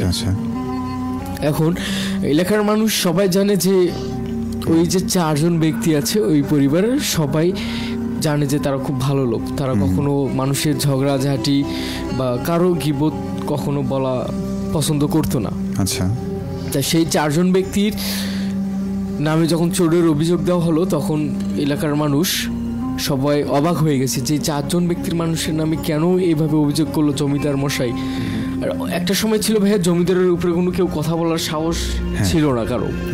জমিদার যেটা বলতো সেটাই সবাই একদম মেনে নিত, বলার কিছু ছিল না। আচ্ছা। তাই সেই যখন ওই চারজন ব্যক্তি জমিদারের সাথে কথা বলার জন্য গেল, এলাকার কিছু গণ্যমান্য ব্যক্তি মানুষকে সাথে করে নিয়ে, কিন্তু জমিদার তো তার কথা থেকে অটুট, সেখান থেকে সরবে না। সে চুরি করছে, আমার ধান চুরি করছে, তাহার না হলে সে এত ধান কোথায় পেল, সে এত অর্থ টাকা পয়সা সে কোথায় পেল। এই কথা বলে এখন জমিদার সবার সামনে পঞ্চায়েত ডেকে মিটিং বসাইছে বা বৈঠক বসাইছে। সে বৈঠকে জমিদারের পক্ষে রায়টা গেছে। সে রায়ে জমিদার পক্ষে যাওয়ার কারণে সে সিদ্ধান্ত হলো যে এই চারজনকে এই গ্রাম থেকে চলে যেতে হবে, এবং সে আজকের মধ্যে সেই চারজনকে গ্রাম থেকে বের করে দেওয়া হলো। এবং তারা তাদের যে শেষ সম্বলটুকু, কাপড় চোপড় যা লাগে একটু যা ছিল সেটুকু নিয়ে বের হয়ে গেছে। তো একটা সময় বেলারা স্টেশনের সামনে এসে বহু পুরাতন একটি বট গাছ, বেলারা স্টেশন হওয়ার আগে থেকে নাকি ওই বট গাছটি ছিল ওখানে। ওই বট ঘটনাটি বলতে যে আমার কি কেমন যেন লাগতেছে ঘটনাটি বলার ক্ষেত্রে। সেখানে এসে স্টেশনে আসার পর কিছুক্ষণ বসে থাকার পর, পানি চা খাওয়ার পর, একটু হালকা নাস্তা করার পর, এখন তারা সবাই মিলে ভাবলো তারা কি করবে এবং কোথায় যাবে। আচ্ছা। একটা পর্যায়ে যে ভাইয়া মেয়েটি তার প্রকৃতির ডাকে সাড়া দেওয়ার জন্য স্টেশনের যে বাথরুম বা টয়লেট বলি আমরা, সেখানে গেছে। সেই সুযোগ পেয়ে তার যে মা বাবা এবং ভাই যে ছিল ছোট ভাই, সেই বট গাছে গিয়ে কাপড় পেঁচিয়ে তারা তিনজনে আত্মহত্যা করেছে। আচ্ছা। এবং সে বট গাছের যে শেষের যে বট গাছে তো অনেকগুলো শাখা থাকে ভাই, সেই শাখার সব থেকে যে মোটা শাখাটা, সেই শাখায় কাপড় বেঁধে তিনজনের গলায় ফাঁসি দিয়েছে, আত্মহত্যা করেছে। এবং সেটা যখন লোকজনরা দেখার পর চিৎকার করা শুরু হয়ে গেছে, তখন সবাই পালা হয়ে গেল, জ্বর হলো সবাই এক জায়গায়, যে কি হলো হঠাৎ করে এনারা এই কাজটা কেন করলো। এবং মেয়েটি বাথরুম থেকে বের হয়ে আসার পর থেকে তার মা বাবা ভাই সবাই সুসাইড করছে, আত্মহত্যা করেছে ওখানে। সে দুঃখ সামলাতে না পেরে চোখের সামনে তার মা বাবা ভাই আত্মহত্যা করলো, এবং তাকে সবাই জিজ্ঞাসা করতেছিল যে কেন তোমার মা বাবা ভাই এই আত্মহত্যা করলো। এবং সে মেয়েটি কিছু বলতে না পেরে শুধু বললো আমাদেরকে গ্রাম থেকে বের করে দেওয়া হয়েছে। আচ্ছা। এবং কেন দেওয়া হয়েছে সে কথাটি বলার সুযোগ মেয়েটি বলতে পারেনি। ওই সময় বেলারা এক্সপ্রেস নামে একটি ট্রেন আসছিল, সেই সামনে মেয়েটি দৌড় দিয়ে যে ট্রেনটির সামনে নিজেকে শেষ করে দেয়। আচ্ছা। সেখানে শেষ করে দেয় এবং সবাই অবাক হয়ে যায় যে তিনজন আত্মহত্যা করার পর এবং নিজের শোক সামলাতে না পারে মেয়েটিও শেষ পর্যন্ত নিজেকে শেষ করে দিল। আচ্ছা আচ্ছা। সে শোক তিনজনকে গাছ থেকে ওখানকার রেলওয়ে স্টেশন, রেলওয়ে পুলিশকে ডাকা হলো, তারা আসলো, লাশ তিনটিকে নামালো এবং যে মেয়েটি আত্মহত্যা করলো ট্রেনের নিচে তার মানে শরীরের অঙ্গ যা আছে সবকিছু একজোড়ো করে পোস্টমর্টমের জন্য পাঠানো হলো। তিনটা লাশের সঙ্গে আচ্ছা আচ্ছা পাঠালো এবং লাস্ট 4টি পোস্টমর্টম করার পর তাদের তো তেমন কোনো আত্মীয় স্বজন ছিল না এবং রেলওয়ে কর্তৃপক্ষই তাদেরকে তাদের যে শেষকৃত আছে সেটি সম্পূর্ণ করেছে। এখন মাঝে মধ্যে লোকে মুখে শোনা গেছে যে মাঝে মধ্যে নাকি ওই তিনজন ব্যক্তি যে বটগাছের নিচে বটগাছে যে আত্মহত্যা করেছিল গলায় ফাঁস দিয়ে, সেই তিনজনকে ওই গাছের ডালে বসে পা নাড়াতে দেখা যায়। আচ্ছা আচ্ছা, মানে তিনজনকেই দেখা যায়, তিনজনকে দেখা যায়। এবং যখনই আবার বেলেরা এক্সপ্রেস ট্রেনটি আসবে ওই মেয়েটিকে ওখানে মানে আওয়াজ করতে শোনা যায়, চিৎকারের আওয়াজ শোনা যায় যে বাঁচাও বাঁচাও, আমার সব শেষ হয়ে গেছে, এই ধরনের আওয়াজ শোনা যায়। মাঝে মধ্যে আবার মেয়েটিকে যখন ট্রেনের মাঝেও দেখা যায়, বগিতে ট্রেনের ছাদের উপরে দেখা যায় এবং লাইন যেটা আছে সেই লাইনের বসে থাকতে দেখা যায় মেয়েটিকে। আচ্ছা। এবং যে তিনজন গাছের ডালে বসে থাকতো তারা ওই পাশ দিয়ে যারা যাতায়াত করতো তাদেরকে আবার হাত দিয়ে ইশারা করতো যে তোরা এদিকে আয়, আমাদের সাথে, আমাদের কাছে আয়, আমাদের ভালো লাগতেছে না, আমরা থাকতে পারতেছি না, তোরাও আয়, এরকম বলতো। এবং মেয়েটিও চিৎকার করে বলতো যে তোরা কেউ বাঁচবি না, সবাই মরে যাবি, তোরা আমাদের সাথে অন্যায় করেছিস, অবিচার করেছিস, কেউ বাঁচবি না, এভাবে মেয়েটি বলতো এসব কথা। এই ঘটনা সমীক্ষণ করার জন্য বা সমাধান করার জন্য দুইজন ব্যক্তি ক্যামেরা এবং লাইট নিয়ে সমাধান খুঁজতে গিয়েছিল। আচ্ছা, যে আসলে কি সব সত্য ঘটনা হয়েছে নাকি সবই মানুষের কাল্পনিক একটা ঘটনা। এইসব কথাবার্তা খোঁজার জন্যই দুইজন ব্যক্তি বের হয়েছে এবং দুঃখের বিষয় ভাইয়া সেই দুইজন ব্যক্তি ওখানেই ডেড হয়ে যায়। দুইজন ব্যক্তিও মারা যায় ওখানে ঘটনা খুঁজতে, সমাধান খুঁজতে যেয়ে। এবং একটা বিষয় আমি বলে রাখি ভাইয়া, ওই ট্রেনটি যখন আসে এবং ওই আওয়াজ শোনার, ট্রেনটির আওয়াজ যখন আসে এবং ওই মেয়েটির চিৎকার যখন শুনতে যায় মানুষ, দেখার পর যে ট্রেনটি আসছে কিনা, যে ব্যক্তি দেখতে যায় সেই ব্যক্তিটাই অন্ধ হয়ে যায় ওখানে, সেই ব্যক্তি অন্ধ হয়ে যায়। এবং তাদের মুখেও শোনা হয়েছে যে অনেক ব্যক্তি নাকি অন্ধত্ব হয়ে এখনো পড়ে আছে। এখন সেই ঘটনাগুলো, সেই ঘটনার জন্য এখন মানুষ যা ট্রেনের যখন আওয়াজ আসে সেই ট্রেনের আওয়াজ শোনার জন্য মানুষ আর তখন বের হয় না, যে ট্রেনটি আসছে বা ওই মেয়ের আওয়াজ শুনে আসে না। আচ্ছা আচ্ছা, অদ্ভুত একটা ব্যাপার ছিল। আর যে ঘটনাটি সম্পূর্ণ করতে পারবার সময় কম আছে, আমাদের গেস্ট অনেক দুইজন আছে এখনো, তাদের যে ঘটনাটি ছিল, যারা বিচার কার্যক্রম করেছে ভাইয়া, এক পর্যায়ে তারাও ওই তাদের 4 জনের অবয়বের হাতেই তাদের মৃত্যু হয়েছে। আচ্ছা আচ্ছা, তাদের 4 জনের হাতে মৃত্যু হয়েছে এবং সেই মৃত্যু এমন ছিল যে কেউ লাশের কাছে পর্যন্ত যেতে পারেনি, এমন একটা অবস্থা ভাবে ওদের মৃত্যু হয়েছে। আচ্ছা আচ্ছা, সে লাশ ওখানে পৌঁছে দুর্গন্ধ, একদম বিচ্ছিরি অবস্থা ছিল। বেলারা স্টেশনটি এখন পর্যন্ত পরিত্যক্ত আছে, ওই স্টেশনটি এখন পর্যন্ত আর চলাচল করে না, যতদূর আমি ওনার কাছ থেকে ঘটনাটি শুনেছি আর কি, যে স্টেশনটি এখন পর্যন্ত ওইভাবে পরিত্যক্তই আছে। এবং মাঝে মধ্যে নাকি এখনো শোনা যায় যে তাদের যে 4 জন ব্যক্তি আছে তাদেরকে ডাকে এবং আশেপাশে ব্যক্তিদেরকে ইশারা দিয়ে ডাকে যে তোরা আমাদের কাছে আয়, আমরা তোদের কোনো ক্ষতি করব না, তোরা আমাদের কাছে আয়, আমাদের কথাগুলো শোন, আমাদের সাথে কি হয়েছে, এই ধরনের কথাগুলো ওনারা বলে থাকে। আর সব থেকে ভাই অবাক করার বিষয় একটি ঘটনা, যেটা হচ্ছে যে মেয়েটি ট্রেনের নিচে আত্মহত্যা করেছে সে মেয়েটির কিন্তু একটি পায়ে নুপুর ছিল ভাইয়া। আচ্ছা, 2 পায়ে 2টি নুপুর ছিল। সে নুপুর 2টির মধ্যে একটি নুপুর পাওয়া গিয়েছে আর একটি পাওয়া যায়নি। সেই নুপুর যারা লাশটি তুলতে গেছে বা শরীরের অংশগুলো জড়ো করছে একসাথে, সেখানকার এক ব্যক্তি সেই নুপুরটি পেয়ে তার বাড়িতে রেখেছিল এবং তার বাড়িতেও এই ধরনের ঘটনাগুলো ঘটেছে এবং সেও নিজেও এই ঘটনার সম্মুখীন হয়ে ট্রেনের সাথে আত্মহত্যা করেছে। ঘটনাটি এই পর্যন্তই আজকে থাক। বাকি অংশটু যদি কখনো সময় সুযোগ আসে অবশ্যই আমি সম্পূর্ণ করার চেষ্টা করবো ভাইয়া। এই ছিল এখন করবো। Thank you so much Shahadul. তুমিও যে এতদিন পর এলে এবং আসার পরে যে ঘটনাটি শোনালে বেশ চমৎকার ছিল এবং অদ্ভুত ধরনের একটা ঘটনা, একেবারে সম্পূর্ণ ভিন্ন ধর্মী একটা ঘটনা। তো আমি আসলে খুব বেশি কথা বাড়াবো না। আমাদের আজকের অনুষ্ঠানের প্রথম অতিথি যিনি ছিলেন শাহাদুল, তো আমাদের অলওয়েজ আমার সাথেই থাকে। তো আজকে শাহাদুল প্রথম অতিথির জায়গায় বসেছিলেন। তো আমাদের যে প্রথম অতিথি আজকে তিনি হচ্ছেন আমার প্রিয় সাজ্জাদ হোসেন। তো উনি যতক্ষণ আসনে বসছেন তো ততক্ষণে আমি আপনাদের কথাবার্তাগুলো পড়ে ফেলতে চাই, দেখতে চাই কে কে আমাদের সাথে আছেন। আমাদের সাথে ছিলেন আবদুল্লাহ, ছিলেন মেহেদি হাসান মামুন, ভয় পেতে চান উনি লিখেছেন। রাফি লিখেছেন ভালো হচ্ছে। সিঙ্গেল লাইফ ছিলেন আমাদের সাথে। ভাই আপনাদের নামটা একটু কাইন্ডলি ব্যবহার করবেন। উনি ছিলেন আমাদের সাথে, ওনার নাম বলেছেন বেলাল মিয়া। ইসরাত জাহান লিখেছেন ভাই কেমন আছেন, অনেক ভালো আছি। মাইশা মনি ছিলেন আমাদের সাথে।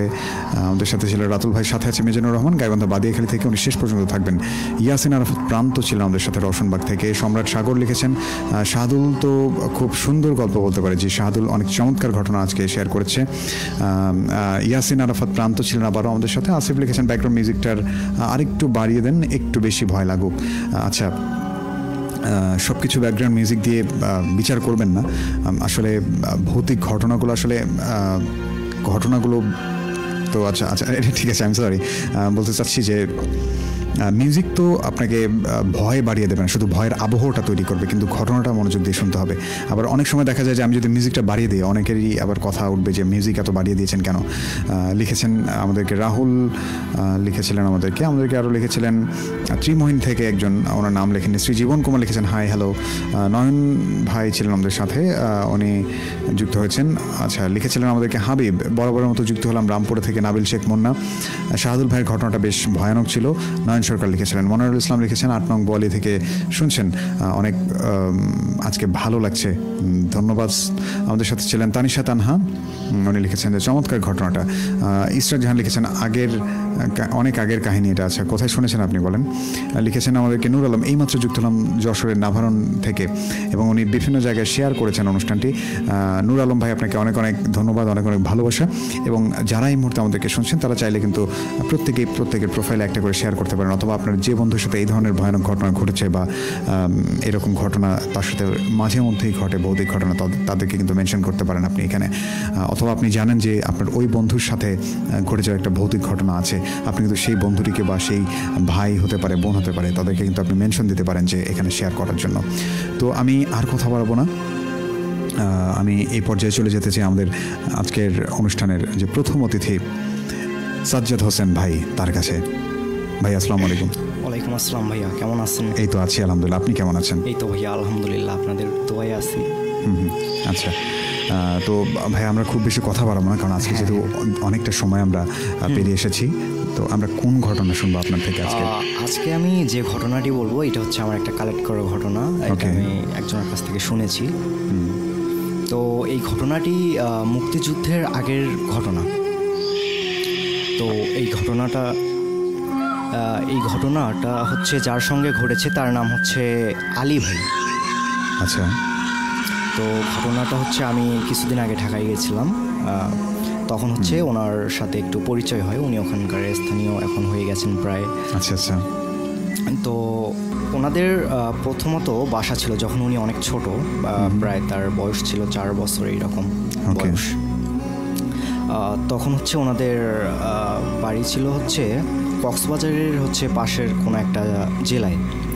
তো মুক্তিযুদ্ধে হচ্ছে পাকিস্তানি বাহিনীর আক্রমণের কারণে ওনারা প্রথমত ওই জায়গাটা ত্যাগ করে পাহাড়ি একটা অঞ্চলে গিয়ে বসবাস করেন, বান্দরবন উপজেলার। আচ্ছা। তো ওখানে যাওয়ার পর ওখানে যারা স্থানীয় বাসিন্দারা ছিল তারা হচ্ছে তাদের থাকার জন্য বাসস্থান একটা দেখিয়ে দেয় যে আপনারা এখানে থাকতে পারেন। তো বলে রাখা ভালো যে হচ্ছে আলী ভাইদের হচ্ছে যে নানুর বাড়ির যারা ছিল তারাও সেখানে চলে আসছিল, তারা আলী ভাইদের প্রথমেই আর কি ওনাদের প্রথমেই সেখানে আসে পাকিস্তানের ভয়ে। তো ওখানে আসার পর তাদের ওখানে বসবাস করার জন্য লোকালয়ে মনে করেন যে হচ্ছে কয়েকজন ফ্যামিলি ছিল বাঙালি, তাদের সঙ্গেই তার নানুর বাড়ির ফ্যামিলিরা বসবাস করেন এবং আশেপাশে কোনো জায়গা না থাকায় সবাই যেহেতু বসবাস করেন সেখানে, তো সেখানে লোকজন বেশি হওয়ায় তাদেরকে সেখান থেকে অনেকটা দূরে, লোকালয় থেকে অনেকটা দূরে একটা জঙ্গল, ঘন জঙ্গলে তাদের হচ্ছে থাকার জন্য বলেন। তো কিছুদিন সেখানে থাকার পরে আলীর হচ্ছে বাবা, আলী ভাইয়ের বাবা, তখন তিনি সেখানে গিয়ে এইটার এগেইনস্টে বলেন যে হচ্ছে আমরা এখানে থাকতে পারবো না, লোকালয় ছেড়ে অনেকটা দূরে এবং অনেক পশু পাখির এখানে ভয় রয়েছে।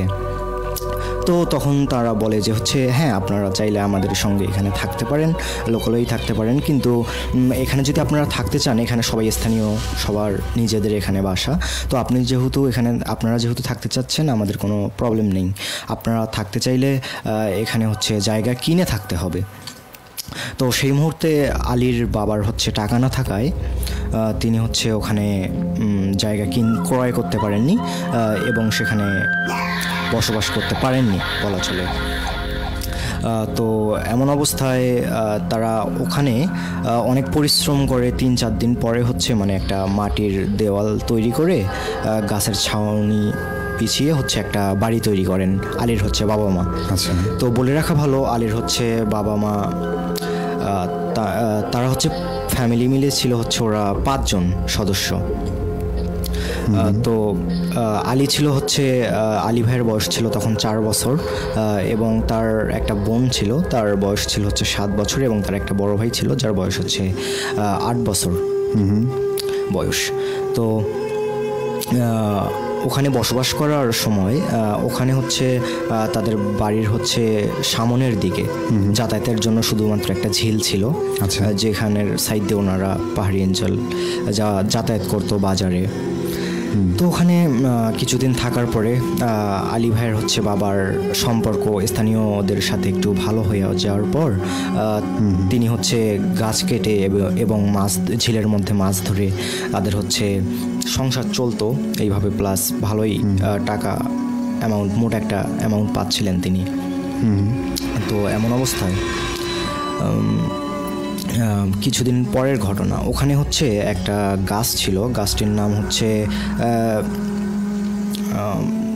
ঝাড়াইল গাছ, গাছটার নাম ছিল, ওনারা গ্রামের ভাষায় এটা বলতো ঝাড়াইল গাছ। তো সেখানে নাকি শোনা যেত একটা জিনের হচ্ছে পরিবার সেখানে থাকতো, লোকমুখে শোনা যায়। তো যেহেতু ওনারা ওখানে ছিলেন প্রায় অনেক দিন হয়ে গেছে, কিন্তু তাদের চোখে কখনো কিছু পড়েনি। তো সেই যাতায়াতের পথে ঝিলটার হচ্ছে সাথেই হচ্ছে ওই গাছটি, ঝাড়াইল গাছটি, অনেক বড় এবং অনেক বছরের পুরনো একটি গাছ। তো একদিন আলীর হচ্ছে বাবা বাজারের পথে যাচ্ছিলেন ওই ঝিল দিয়ে। তো যাওয়ার সময় তার হচ্ছে প্রাকৃতিক ডাকে সাড়া দিয়ে তিনি হচ্ছে যাবেন, যেহেতু আশেপাশে কোনো ওয়াশরুম নেই বন জঙ্গলের মধ্যে। তো তিনি হচ্ছে ওই ঝাড়াইল গাছটির কাছে গিয়ে কাজ সারার জন্য বসেন। তো তখন তিনি দেখতে পান যে হচ্ছে একটি লোক ওই গাছের হচ্ছে পিছ থেকে বেরিয়ে আসে, মধ্যবয়স্ক একটা লোক, সাদা পাঞ্জাবি পরা, জুব্বা পরা একটা লোক এইরকম। তো ওনাকে ওখানে নিষেধ করেন যে তুমি এইটা এখানে করো না। তারপর হচ্ছে তিনি যখন বারণ করতে করতে তিনি ওখানে কাজটি সেরে ফেলে। তো তখন বলে যে হচ্ছে তুমি যে কাজটি করেছো এটা তুমি একদম ঠিক করোনি, আর আমার সাথে যে তোমার দেখাটা হয়েছে এটা তুমি কখনো কাউকে শেয়ার করবা না, তাতে তোমার অনেক বড় ক্ষতি হবে। তো এইটা বলার পর লোকটি এক লাফে গাছের উপরে উঠে যায় এবং লোকটিকে আর তিনি খুঁজে পান না। তো উনি অলরেডি এটা দেখে অনেকটা ভয় পেয়ে যান। ভয় পেয়ে তিনি আর সেই দিন বাজারে যাননি, বাসায় ফিরে যান। গিয়ে রাত্রেবেলা তার প্রচুর জ্বর চলে আসে। তো তার ওয়াইফ তাকে জিজ্ঞেস করে যে হচ্ছে কি হয়েছে আপনার, আপনি বাজারে থেকে আসলেন এবং আপনার এত জ্বর, কিছু হয়েছে আর এত ভয় পেয়ে আছেন কেন? তো তিনি কিছু বলেননি। তো রাত যতই গভীর হয় তার জ্বরটা প্রায় বাড়তে থাকে। তো এক সময় তার স্ত্রী কিছুটা খেয়াল করেন তিনি প্রয়োজনের থেকে বেশি একটু ভয় পেয়ে আছেন। তো তিনি তখন তাকে জিজ্ঞেস করেন যে হচ্ছে আসলে আমাকে অ্যান্সার দাও, কি হয়েছে তোমার সঙ্গে? তো তিনি তখন তার স্ত্রীর জোড়াজড়িতে এক সময় বলে ফেলেন যে আসলে আমি ওই পথে যাচ্ছিলাম, তো আমি প্রকৃতির ডাক সারার জন্য ওই গাছটার ওখানে গিয়ে বসি। তখন গাছটির সব কিছু খুলে বলেন ওনাকে যে গাছটি থেকে একটা লোক বেরিয়ে আসেন এবং এক লাফে সেই গাছে উঠে যান। তো এইটা দেখে আমি একটু ভয় পেয়েছি। তো তার স্ত্রী তাকে বলে যে হচ্ছে এত কিছু ঘটে গেল, তুমি আমাকে আগে কেন বলোনি? আমাকে আগে যদি জানাতে তাহলে রাত প্রায় অনেক হয়ে গেছে, তাড়াতাড়ি আমি হচ্ছে আপনার শ্বশুরকে ডেকে আপনার হচ্ছে মানে আমার বাবাকে ডেকে এনে মানে ঝাড়ফুঁক করিয়ে নিতাম। আবার হচ্ছে মনে করেন আলীর হচ্ছে নানু ছিল, আচ্ছা, তিনি হচ্ছে তান্ত্রিক টাইপের ছিল, একটু ঝাড়ফুঁক করতে পারতেন। হ্যাঁ। তো তারা ঘুমিয়ে পড়ে। তখন হচ্ছে রাত প্রায় 3টা নাগাদ, এইরকম অনেক রাত্রেবেলা তাদের হচ্ছে ঘরের চালের উপর মানে অনেক তীব্র বাতাসে প্রবল ঝড়ের মতো একটা আওয়াজে ওখানে হচ্ছে দেখতে পেলেন যে টিনের চালের উপর কিছু একটা এসে বসলো, বিমানের মতো শব্দ করে, প্রায় এইরকম আমি যেটা শুনেছি। তো আসার পর বলে যে হচ্ছে তোর স্বামীকে আমি নিষেধ করেছিলাম এসব কথা না শেয়ার করতে, কাউকে না বলতে, কিন্তু তোর স্বামী বলে দিয়েছে। এবার তোর স্বামী পরের দিনের সূর্য আর দেখতে পারবে না। আচ্ছা। তো তখন তার স্ত্রী এসব শুনছিলেন এবং তিনি খেয়াল করলেন যে আশেপাশের পরিবেশটা অনেকটা ভয়ানক হয়ে উঠেছে। যেমন প্রতিদিনের মতো ঝিঝি পোকার ডাক ছিল, জোনাকি পোকা ছিল, মায়ামুগ্ধ একটি পরিবেশ থাকতো, তেমনটি নেই। অনেকটা নিস্তব্ধ একটা পরিবেশ তখন সেখানে তৈরি হয়ে গেছে, আশেপাশে অনেক বাতাস হচ্ছে। তো এমনটি দেখার পর তিনি তারপর আবার ওই অবয়বটি বলে তাকে যে হচ্ছে তোর পরিবার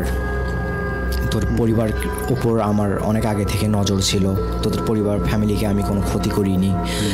তোর যে হচ্ছে ছোট ছেলে আছে আলী, আবার বলে রাখা ভালো যে হচ্ছে এখানে ওই জিনটির হচ্ছে যে ফ্যামিলি ওখানে বসবাস করতো গাছটিতে, সেখানে হচ্ছে ওই জিনটির ফ্যামিলি বলতে সেখানে হচ্ছে ওই জিনের হচ্ছে একটা কন্যা সন্তান ছিল ছোট এবং একটা হচ্ছে ছেলে সন্তান ছিল। তো এমন অবস্থায় বলে যে হচ্ছে তোর ছোট ছেলে আলী সব সময় আমার হচ্ছে ছোট মেয়ের সঙ্গে খেলা করতো, এই জন্য তোর ফ্যামিলিকে আমি কখনো ক্ষতি করিনি কিংবা ভয় দেখাইনি। এবং তোর যে ছোট মেয়ে আছে সে একদিন বিপদে পড়েছিল অনেকবার, তাকেও আমি রক্ষা করেছি, কিন্তু তোর হাজব্যান্ড যেটা করলো সেটা একদম ঠিক করেনি। আচ্ছা, এর জন্য তোদের অনেক মূল্য চুকাতে হবে। তো এমন অবস্থায় ভয়ে ভয়ে সেদিন রাতটি কেটে গেল। পরের দিন দেখতে পেল সবাই, শুনতে পেল যে হচ্ছে আলীর হচ্ছে বাবার পৃথিবীতে নেই, তিনি মারা গেছেন। তো যখন এটা ঘটলো তখন হচ্ছে আলীর হচ্ছে দাদুর বাড়িতে খবর গেল এবং তার নানুর বাড়িতে খবর গেল, সবাই আসলো এবং তাদের বাড়িতে অনেক ভিড় হলো। তো এমন অবস্থায় সবাই জিজ্ঞাসা করলো আসলে এটা কিভাবে হলো, মানুষটি তো ভালোই ছিল, হঠাৎ করে এইভাবে কিভাবে মারা গেল। তখন তার স্ত্রী কাউকে কিছু শেয়ার করেননি এবং ওই অবয়বটি তাকে বলে গিয়েছিল যে এই কথাগুলো তুই কাউকে জানাবি না, নাতে তোরও ক্ষতি হবে। তো তিনি সেই জন্য কাউকে বলেননি। তখন একটা মিথ্যা কথা বলে মানে ঘটনাটি ধামাচাপা দেওয়ার চেষ্টা করে। তো সবাই 2-3 দিন পর সবাই চলে যায় যার যার বাড়িতে। তো এমন অবস্থায় হচ্ছে আলীর হচ্ছে মা তার সন্তানদের নিয়ে তার হচ্ছে বাপের বাড়িতে মানে আলীর নানুর বাড়িতে চলে যান আর কি। তো চলে যাওয়ার পর যেহেতু বাবা মার চোখ, তখন হচ্ছে আলীর মাকে জিজ্ঞেস করে তার নানু যে হচ্ছে মা তুই সত্যি করে বল যে আসলে কি হয়েছে, তুই সত্যি ঘটনা বল। তখন কোনো মতেই তিনি বলতে রাজি হননি আলীর মা। তো এক পর্যায়ে তার নানু হচ্ছে আলীর মাকে অভয় দেয় যে হচ্ছে আসলে দেখ, তোর কোনো ক্ষতি হবে না বা কিছু হবে না, কি হয়েছে বল, আমি দেখছি বিষয়টা। তখন অভয় পেয়ে আলীর মা তখন ঘটনাটি খুলে বলে যে বাবা এই অবস্থা হয়েছে, তাই আমাকে বলতে নিষেধ করেছিল দেখে আমি বলিনি। তখন বলল যে হচ্ছে ওই জিনটা থাকে হচ্ছে ওই ঝাড়াইল গাছে। তো তখন বলে যে হচ্ছে এই গাছের জিনটা অনেক শক্তিশালী, এই গাছের যে জিনটা আছে আমি মানে ওখানকার জিনদের বিষয়েও শুনেছিলাম। আচ্ছা। এবং ওই জিনটা শুধু এখন নয়, প্রায় 200 বছর হয় ওই গাছে বসবাস করছে। ওরা হচ্ছে অনেক শক্তিশালী জিন। তো তখন এমন অবস্থায় তখন আলীর নানু তার হচ্ছে একটা জিন ছিল, তার বন্ধু একটা জিন ছিল, তাকে ডাকে, বলে যে হচ্ছে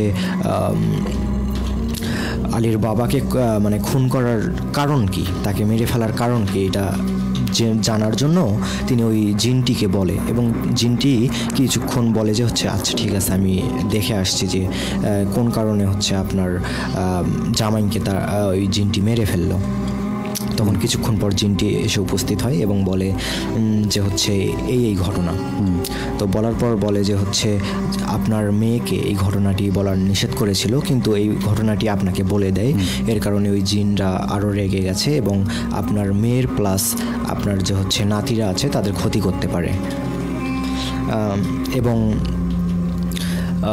বলে যে হচ্ছে আপনার হচ্ছে ছোট নাতি যে আছে আলী, তাকে হচ্ছে ওরা কোনো ক্ষতি করবে না, কারণ হচ্ছে ওই জিনের হচ্ছে যে ছোট মেয়ে আছে সে হচ্ছে আলীর সঙ্গে সবসময় খেলাধুলা করে। এবং এটা সবাই লক্ষ্যও করেছে অনেকবার যে হচ্ছে আলী একা একা কান্না করতো না, এক জায়গায় বসে রাখলে একলা খেলা করতো, কখনো কান্না করতো না, শান্ত স্বভাবের ছিল। তো জিনটি আরও বলে যে হচ্ছে সেই জন্য ছোট ছেলেকে কোনো ক্ষতি করবে না, ওরা তার সঙ্গে নিয়ে যাবে তোমাদের ছোট ছেলেকে। তখন বলার পর জিনটা বলে, তখন হচ্ছে আলীর নানু বলে যে হচ্ছে এখান থেকে পরিত্রাণের উপায় কি। তখন আলীর মানে ওই জিনটি বলে যে দেখুন আমি হচ্ছে ওই জিনদের সাথে পেরে উঠবো না, এর জন্য হচ্ছে আপনি অন্য কোনো ভালো শক্তিশালী জিনের খোঁজ করেন ওস্তাদ। তো তখন তিনি আরও একটা শক্তিশালী জিনের খোঁজ করার পর একটা শক্তিশালী জিনের সন্ধান পান। তিনি ঘটনাটা হচ্ছে ওই জিনকে বলেন যে হচ্ছে এর থেকে পরিত্রাণের উপায় কী, বাঁচার উপায় কী। তখন জিনটি বলে যে হচ্ছে ওখানে শুধু একটা জিন না, ওর পুরো ফ্যামিলি ওই গাছে বসবাস করে এবং তারা অনেকটা ক্ষমতাবান, আমি ওদের সাথে পারবো না। তো আমি হচ্ছে পাশে এক এলাকায় এক মাদ্রাসায় আমি বড় হয়েছি, ওখানে এক হুজুর আমার ওস্তাদ, আপনি যদি তার কাছে যান তাহলে তিনি আপনাকে এর উপায় বলে দিতে পারবে এবং রক্ষা করতে পারবে ওই জিনদের কাছ থেকে। তো এই কথা শোনার পর তিনি ওই হুজুরকে ডাক দেন, ওস্তাদকে ডাক দেওয়ার পর সব কিছু খুলে বলার পর তিনি বলেন যে হচ্ছে এই জিনরা অনেক শক্তিশালী, এদের হাত থেকে বাঁচার জন্য তাদেরকে হচ্ছে একটা পারিবারিক কি বলে ওইটাকে তাবিজ দেন, যে বাচ্চাদেরকে পরিয়ে দেন, প্লাস হচ্ছে আলীর মাকেও পরিয়ে দেন, যাতে ওই জিনরা কোনো ক্ষতি না করতে পারে। তারপর এমন এক পর্যায়ে কিছুদিন কেটে যাওয়ার পর আলীর হচ্ছে বড় বোন, যার বয়স হচ্ছে 7 বছর, তার নাম ছিল হচ্ছে ইয়াসমিন। তো সে হচ্ছে তার মামার সঙ্গে তার খালার বাসায় ঘুরতে গিয়েছিল। তো তার খালার বাসায় থেকে যখন সে ফেরে তখন সন্ধ্যা হয়ে যায়। যখন ওই ঝিল দিয়ে বাসায় ফিরছিল তার মামার সঙ্গে, তখন হচ্ছে আলীর বোনকে হচ্ছে দেখতে পায় যে হচ্ছে গাছের ওপরে মানে একজন পুরুষ, মধ্যবয়সী একজন পুরুষ, একজন মহিলা এবং 2 জন হচ্ছে বাচ্চা তাকে বলছে যে হচ্ছে ইয়াসমিন তুমি আজকে তৈরি থেকো, তোমাকে আমরা আজকে নিয়ে যাব, তোমাকে আমরা আজকে রাত্রে নিয়ে যাব। তখন ওই বাচ্চা মেয়েটা আলীর হচ্ছে বোন তার মামাকে বলে যে মামা দেখো যে হচ্ছে ওই গাছের উপরে 3-4 জন লোক আমাকে বলছে যে হচ্ছে আজকে নাকি ওরা আমাকে নিয়ে যাবে, আমাকে রেডি হয়ে থাকতে বলছে। তো তখন তার মামা ওই গাছের দিকে তাকিয়ে দেখে যে আসলে কিছুই নেই। তখন সে বাচ্চাটিকে বলে যে আসলে না, এখানে তো কিছুই নেই, তুমি এখানে কি দেখছো, আমি তো কিছু দেখতে পাচ্ছি না, তোমার হচ্ছে মনের ভুল এইটা। তো বলার পর আলীর বোনকে নিয়ে ওর মামা হচ্ছে তাদের বাসায় চলে যায় এবং বাসায় যাওয়ার পর বাড়িতে আলীর মাকে বলে সব ঘটনা যে হচ্ছে আমরা ওখান থেকে আসছিলাম এবং এখানে হচ্ছে আপনার মেয়ে কি যেন দেখেছিল ওই গাছে, আমাকে বলছিল। তো এটা শোনার পর হচ্ছে তার মা অনেকটা ভয় পেয়ে যান। তো ভয় পেয়ে যাওয়ার পর তিনি এই ঘটনাটি আলীর নানুকে বলে।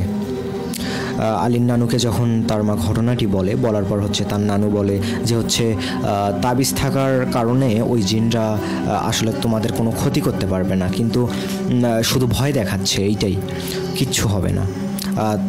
তারপর হচ্ছে ওনারা অনেক দোয়া দৌড়াত শিখিয়ে দেন যে হচ্ছে বেশি ভয় লাগলে এসব পাঠ করবে, তাহলে ভালো লাগবে, ভয় লাগবে না। আচ্ছা।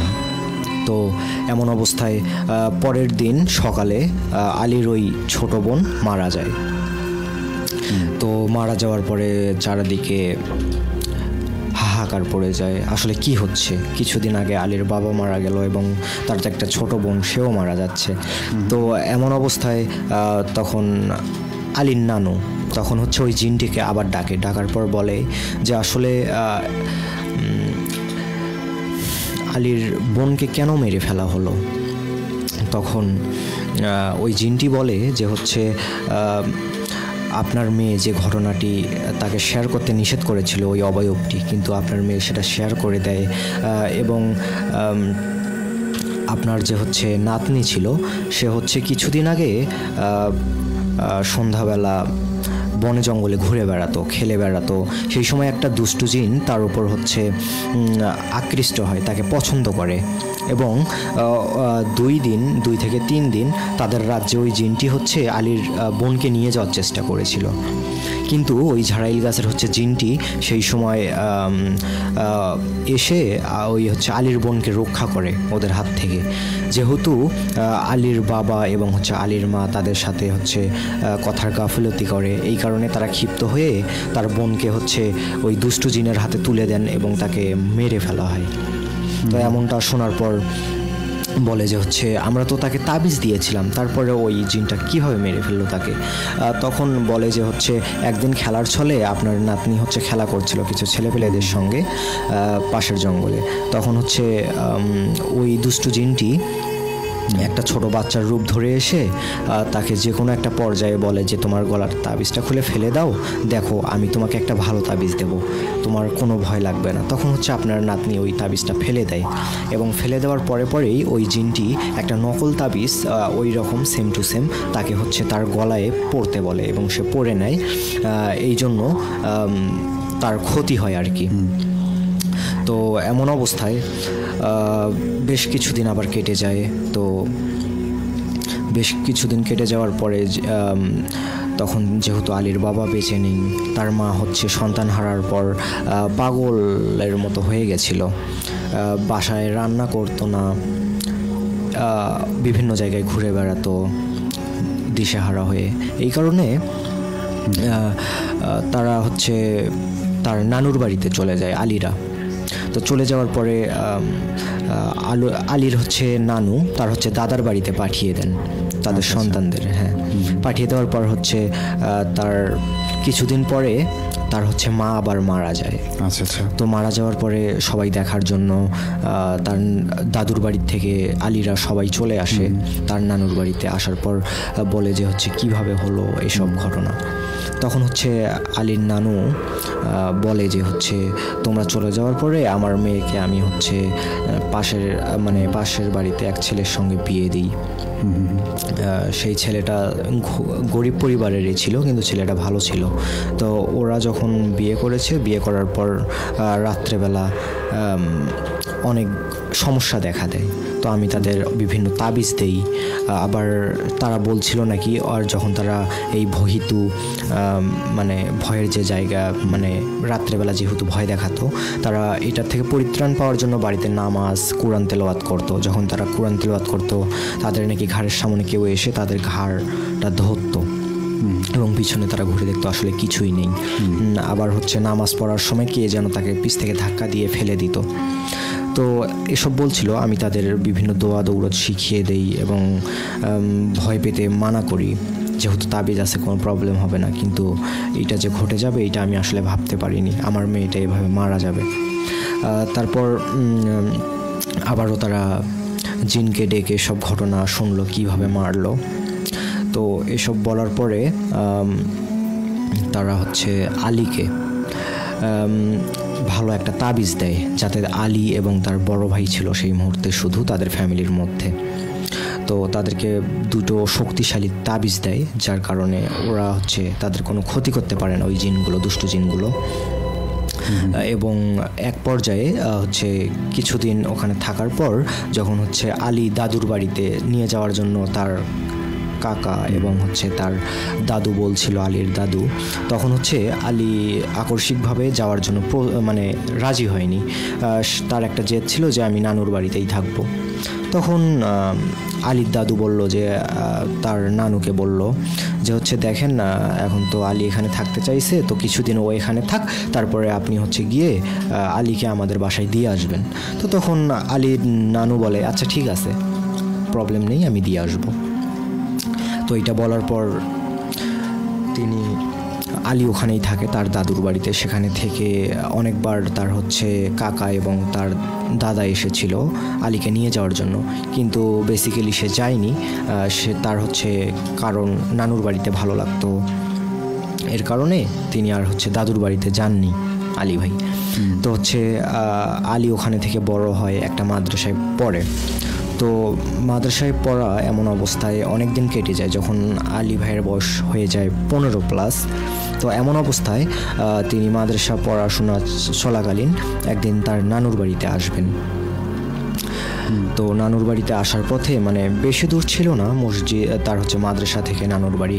তো তিনি একদিন সন্ধ্যাবেলা তার নানুর বাড়িতে আসবেন। তো তার মাদ্রাসার যে ফ্রেন্ড আছে তারা নিষেধ করেছিল যে দেখ সন্ধ্যা তো হয়ে গেছে, জায়গাগুলো বেশি একটা ভালো না, তুই এই সন্ধ্যাবেলা যাস না, কালকে যাস। তো আলী শোনে না, বলে যে কিচ্ছু হবে না।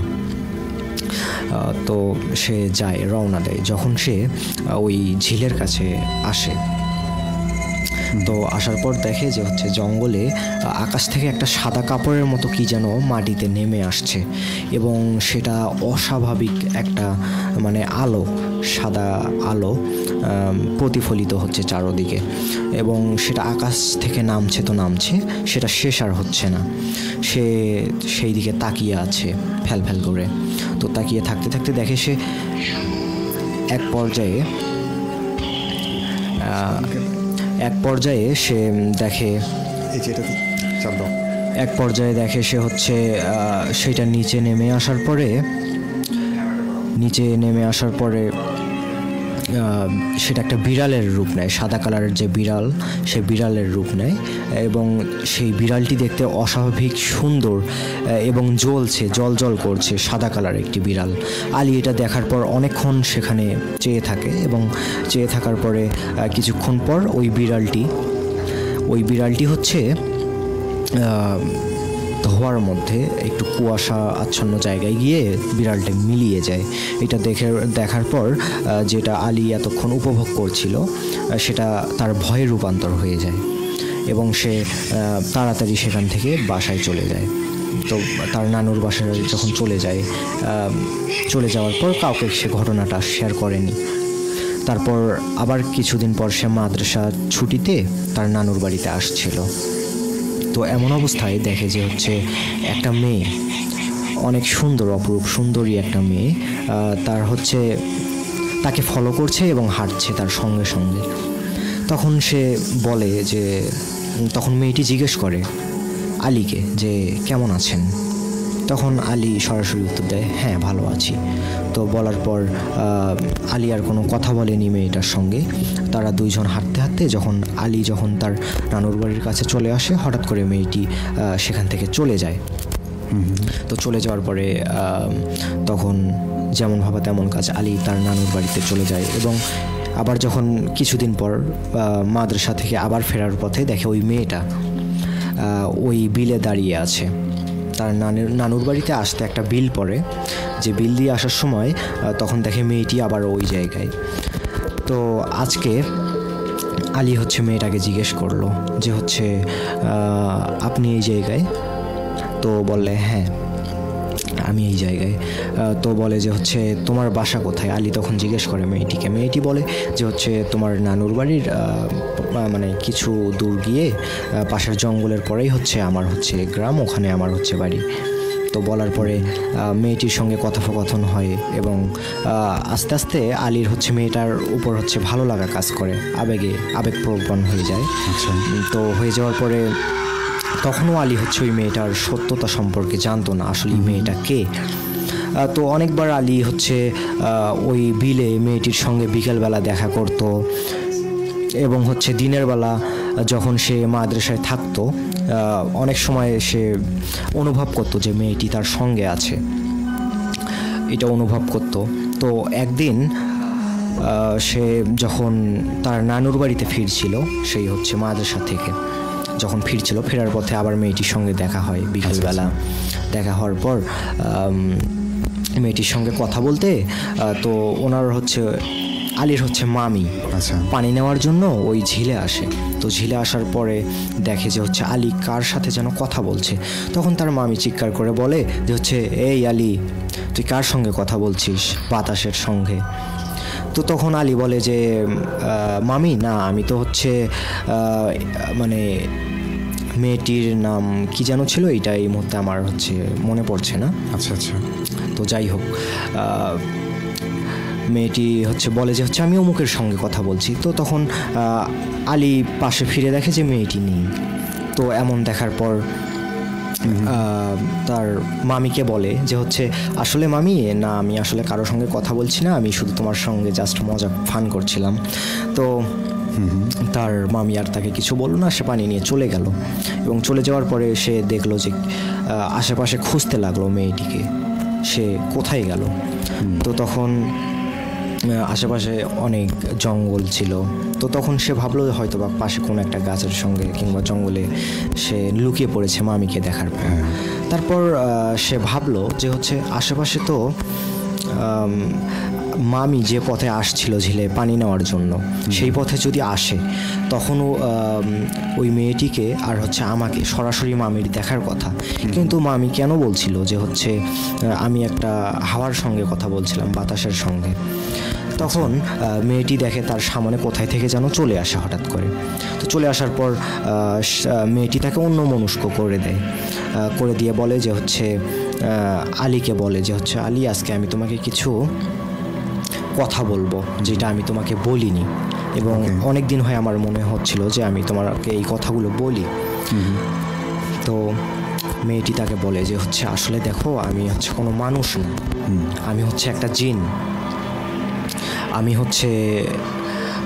এখানে থাকি না, এই ঝিলের ওপাশে একটা গাছ আছে, ওই গাছে আমি থাকি। ওকে। তো তখন আলী অতটা কিছু ভাবেনি, তাই সে ভয় পেলেও মেয়েটিকে আসলে বুঝতে দেয়নি। সে তার সঙ্গে অনবরত কথা বলে যাচ্ছিল এবং তাদের মধ্যে একটা ভালো বন্ধুত্ব কিংবা একটা সম্পর্ক তৈরি হচ্ছিল। আচ্ছা। এক সময় আলী অনেকটা আবেগপ্রবণত হয়ে পড়ে মেয়েটির প্রতি। তখন একদিন লক্ষ্য করলো আলীর নানু যে সে রাত্রেবেলা ওই বিলে গিয়ে কার সঙ্গে যেন একা একা কথা বলছে। তো তখন আলীকে সে জিজ্ঞেস করে, আসলে আলী, তুই কার সঙ্গে কথা বলছিস? তখন আলী বলল, না না নানু ভাই, আমি আসলে এমনি নিজে নিজেই গান গাচ্ছিলাম। তো তখন কিছুদিন এইরকম অস্বাভাবিক আচরণ, একা একা কথা বলা তার নানু লক্ষ্য করার পর তাকে নিয়ে আলীর নানু ওখান থেকে চলে যায় হচ্ছে চট্টগ্রামে হচ্ছে তার একটা আলীর হচ্ছে নানুর একটা ফ্রেন্ডের বাসা ছিল, সেখানে গিয়ে ওঠে এবং আলীর নানু বলে যে হচ্ছে আমার নাতি কার সঙ্গে যেন কথা বলে রাত্রেবেলা একা একা, যে কোনো সময় আমি লক্ষ্য করছি, এটা আসলে কে, একটু খোঁজ নাও দেখি। তখন হচ্ছে বলে রাখা ভালো, আলীর নানুর হচ্ছে যে ফ্রেন্ড ছিল সেও একজন তান্ত্রিক ছিল, ভালো একজন তান্ত্রিক। তখন সে কিছুক্ষণ সেখানে থাকার পর মানে অপেক্ষা করার পর সে জানায় যে হচ্ছে আলী যে ছোট থেকে একটা মেয়ের সঙ্গে খেলা করতো, ওটা ছিল একটা জিন, একটা মেয়ের সঙ্গে খেলা করে তারা একসাথে বড় হয়েছে এবং সেই মেয়েটি আলীর সঙ্গে সবসময় দেখা করে এবং তার ফ্যামিলি হচ্ছে আলীর হচ্ছে বাবা মাকে মেরে ফেলেছে। তো আলী এসব জানে না।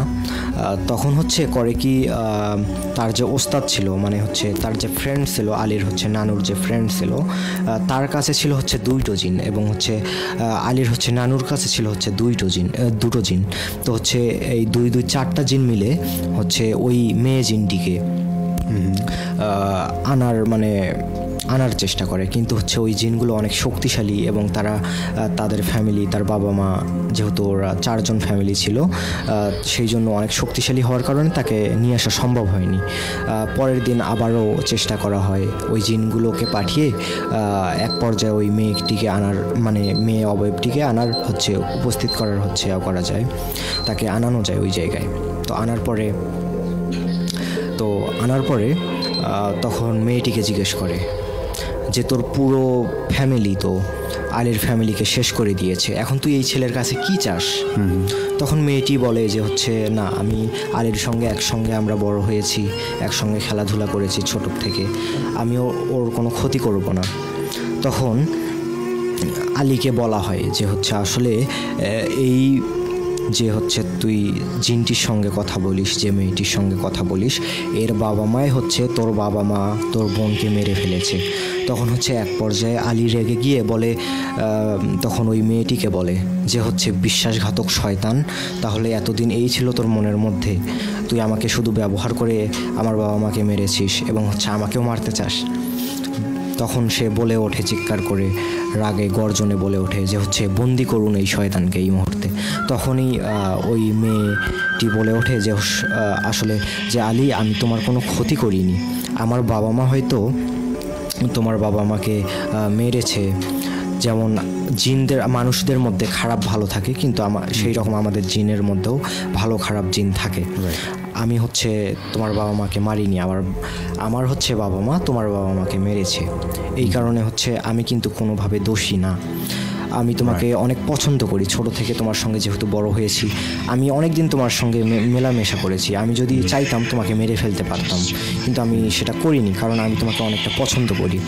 তো তখন আলী তার কোনো কথা না শুনে চিৎকার করে বলে যে হচ্ছে একে এক্ষুনি বন্দি করা হোক। তখন হচ্ছে যেহেতু আলী ওর থেকে মুখ ফিরিয়ে নেয় মেয়েটির কাছ থেকে, তো জিনটি অনেক শক্তিশালী ছিল। তার হচ্ছে তার হচ্ছে নানু এবং তার নানুর যে ফ্রেন্ড, তারা এবং তাদের যে 4জন জিন ছিল, তারা মিলে ওই মেয়ে জিনটিকে বন্দি করা হচ্ছে সম্ভব ছিল না। কিন্তু যেহেতু আলী হচ্ছে মুখ ঘুরিয়ে নিয়েছে, তখন আপনা আপনি ওই মেয়েটি তাদের কাছে পরাজিত হয়ে বোতলে বন্দি হয়। তো বন্দি হওয়ার পরে আলীর যে হচ্ছে নানুর যে ফ্রেন্ড ছিল, সে এমন একটা সিস্টেম করে ওই মেয়ে জিনটি কখনো যদি মুক্তও হয় তবু যেন আলীর কোনো ক্ষতি করতে না পারে, এমন একটা সিস্টেম করে যায়।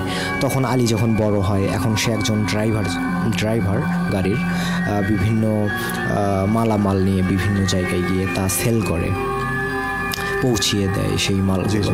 তো এক সময় আলী বিয়ে করে এবং তার স্ত্রী হয়।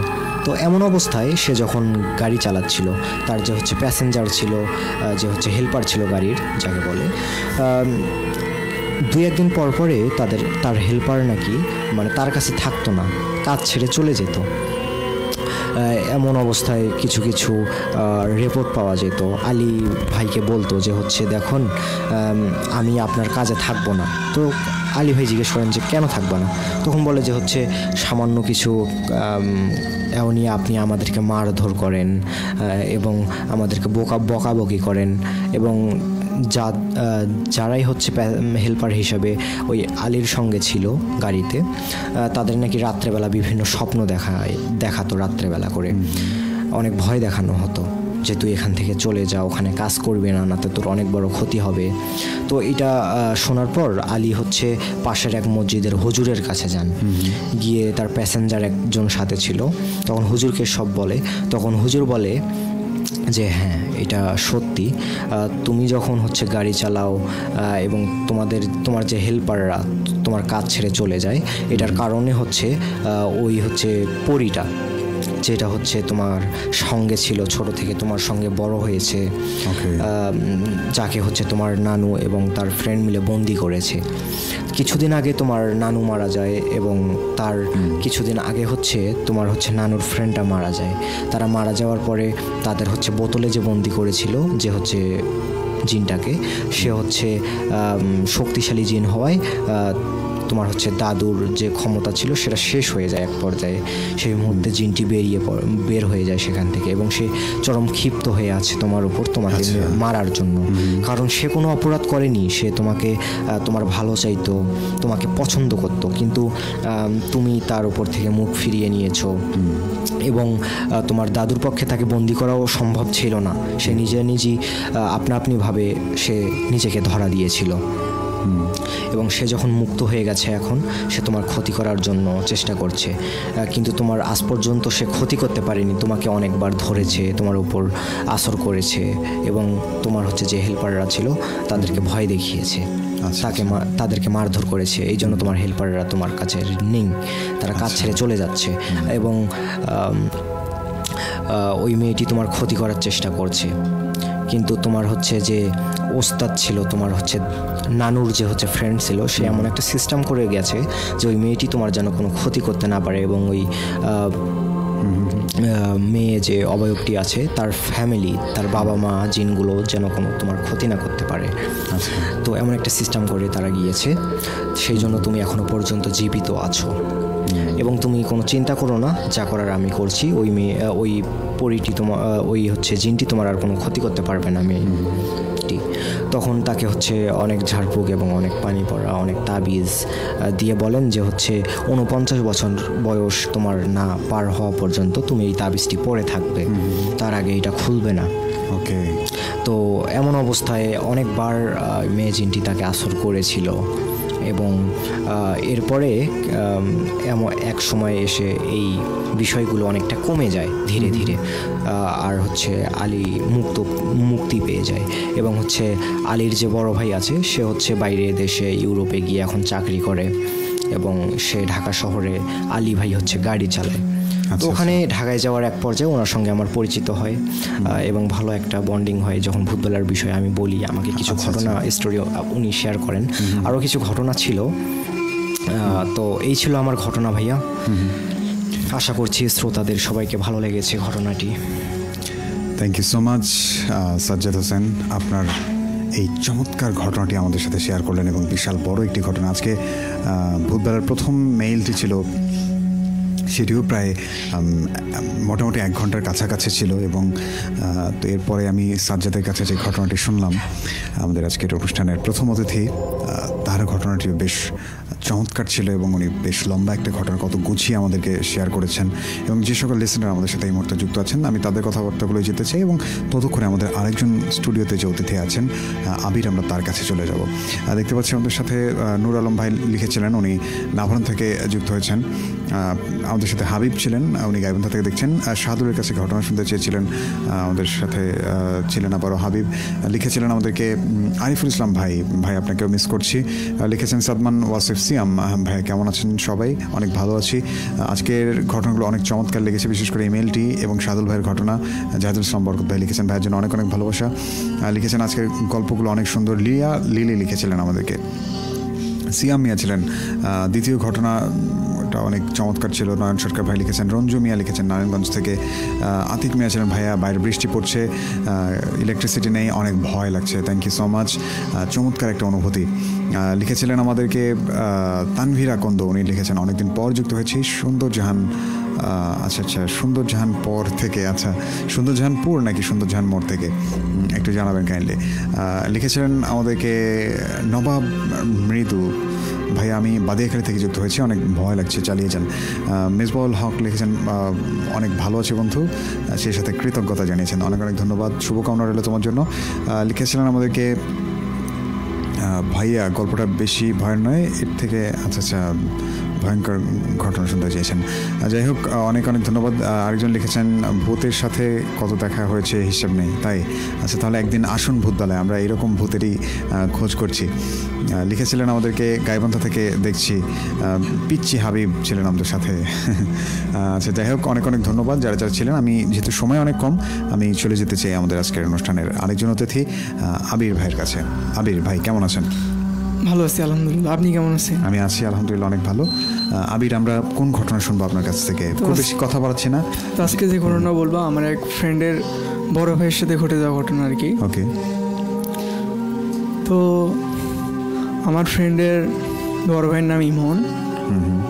তো ইমন ভাই একজন খুব সাদাসিধা একজন মানুষ, পড়াশোনার দিক দিয়ে কোন ভদ্রতা সব দিক দিয়ে একদম বেস্ট আর কি, ভালো।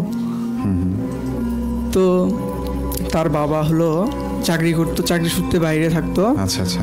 বাসায় ইমন ভাই আর তার মা থাকতো। তো এক সময় ও ইমন ভাইয়ের শীতকালে তো ইমন ভাইয়ের নানু বাসা থেকে খবর আসে যে তার মাকে নাকি যেতে হবে আর কি 2 দিনের জন্য আর কি, নানু বাসায় কাজ আছে একটু।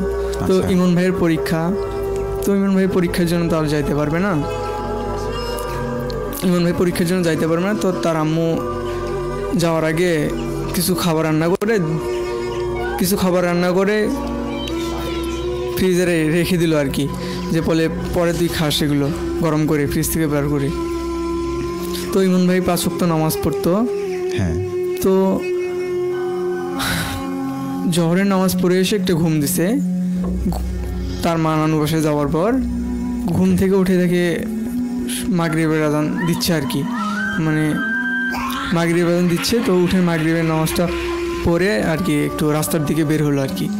বের হয়ে দেখে যে ওর ফ্রেন্ডগুলো, ইমন ভাইয়ের ফ্রেন্ডগুলো হলো রাস্তার ধারে একটা দোকান আছে যেখানে চা খায়, ওখানে ক্রাম খেলছে আর কি।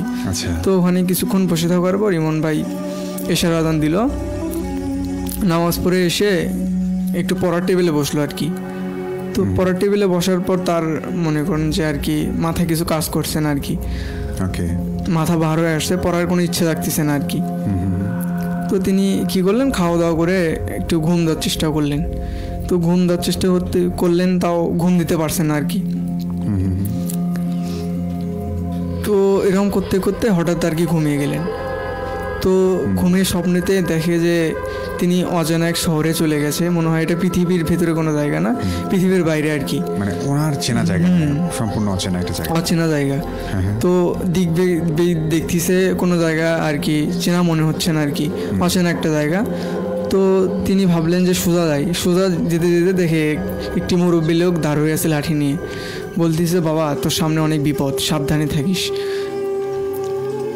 এই কথা বলে লোকটি চলে যায়। তো চলে যাওয়ার পরে হঠাৎ করে তার সামনে এসে কিছু কালো ধোঁয়া আর কি ঘিরে ধরার পর দেখে তিনি স্বপ্নের মধ্যে আতঙ্কে পড়ে গেছে আর কি।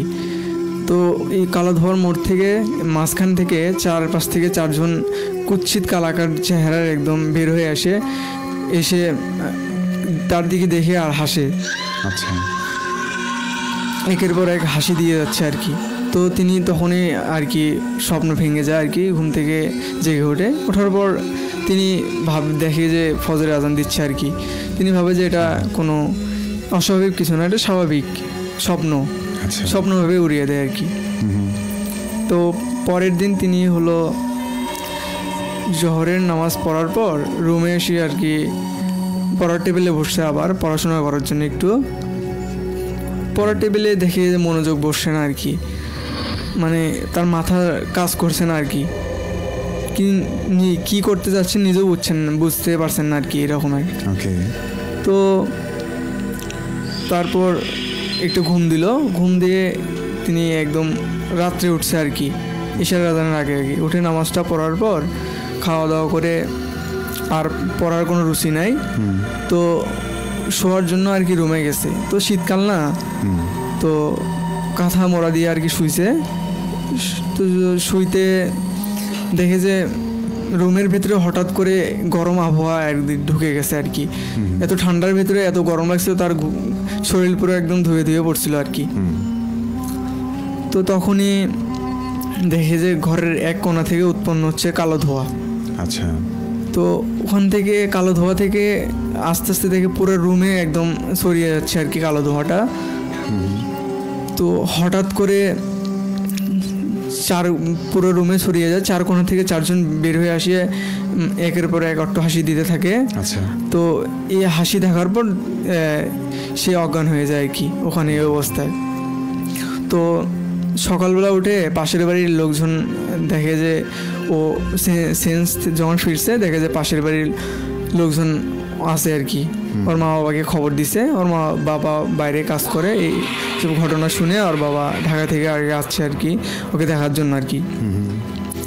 তো তখন পাশের প্রতিবেশীরা বলে যে রাত্রেবেলা ও মা অনেক রাত্রে নাকি চিৎকার চেঁচামেচি করতেছিল আর কি। তখনই চিৎকার চেঁচামেচির শব্দ শুনে পাড়া প্রতিবেশী সবাই আসে। আসার পর সব ঘটনা তো ওই খুলে বলে পাড়া প্রতিবেশী ওর বাবা মাকে। তো ওর বাবা মা আর কি কোবরাজের একটা সাহায্য নেয় আর কি। জি। তো কোবরাজ বলে যে আপনার ছেলেকে আপনার পুরো ফ্যামিলিকে কে যেন কালা জাদু করছে আর কি। তো হুজুর বাড়িটা আর কি বন্ধ করে দিয়ে হুজুর চলে যায় আর কি।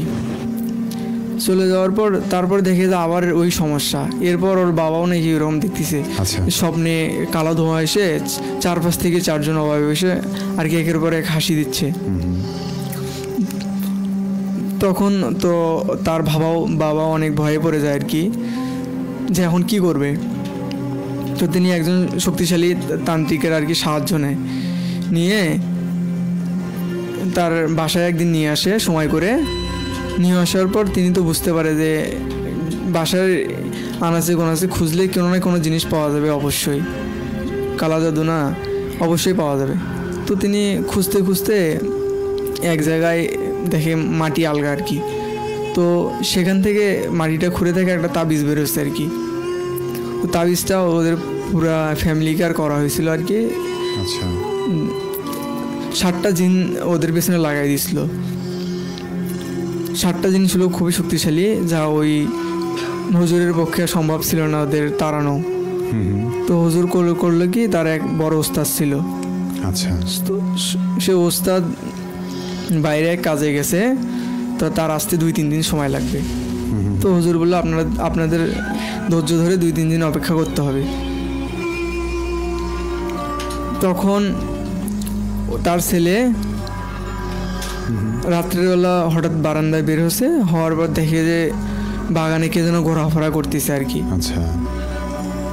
হঠাৎ আসতেছে, হঠাৎ আবার উদা হচ্ছে, এরকম আর কি। তো তখনই দেখে যে হলো, আবার দেখে একটা ছোট ছেলে গাছের উপরে বসে আছে। তো এরকম দেখে ওর বাবাকে ডাক দেয়। ওর বাবাকে ডাক দেয় বলে ও কিছু না, তুমি যাও ঘুমাসো। ওর বাবা ওকে বুঝতে দিচ্ছে না আর কি। তারপর ওই দিন কেটে যায়। যাওয়ার পর দ্বিতীয় দিন ওর বাবা হলো বাজারে গেছে বাজার করতে।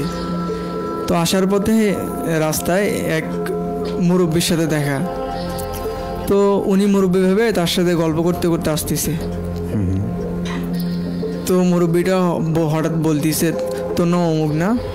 কয় তো আমার ইমন ভাইয়ের বাবা বলতেছে, আপনি কিভাবে জানলেন আমার নাম এরকম অমুক? তো আমি সবই জানি। তিনি কথাটা শুনে কিছুটা অবাক হলেন।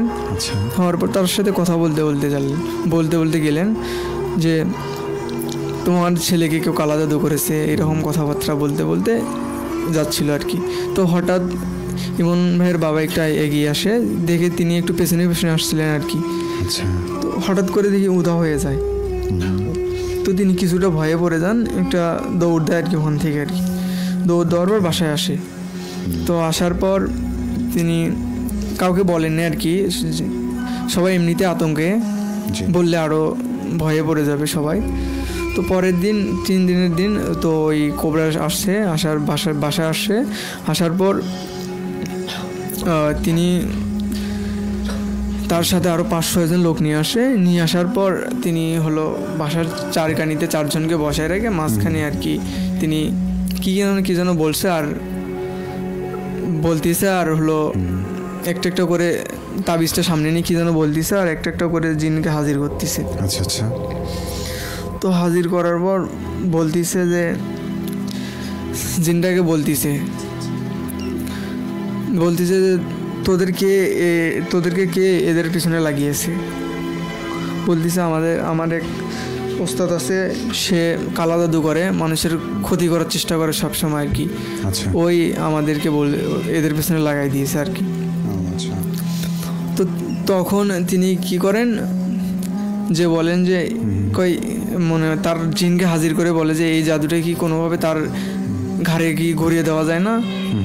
তখন তিনি তাকে কিছু বলেন না আর কি, বলে যে আমার এক চেনা পরিচিত লোক আছে আর কি, জিনটার আরও একটা বন্ধু আছে, সে পারবে আর কি। তো সেই রাতেই তাকে ডাকানো হয়, ডাক দিয়ে হলো সব আর কি তারা ব্যবস্থা করে ফেলে কি করতে হবে আর কি। তো সব কিছু সাজানোর পর তিনি কি যেন বলে সব তন্ত্রমন্ত্র পড়ার পর তাবিজে আর কি ফুঁক দেওয়ার পর ওই বান মারছিল না, ওটা কালা জাদু করছিল, ঘুরে ওই কোবরেজের ঘাড়েই পড়ে। তার কিছুদিন পরে শোনা যায় যে একটা কোবরেজ মারা যায়।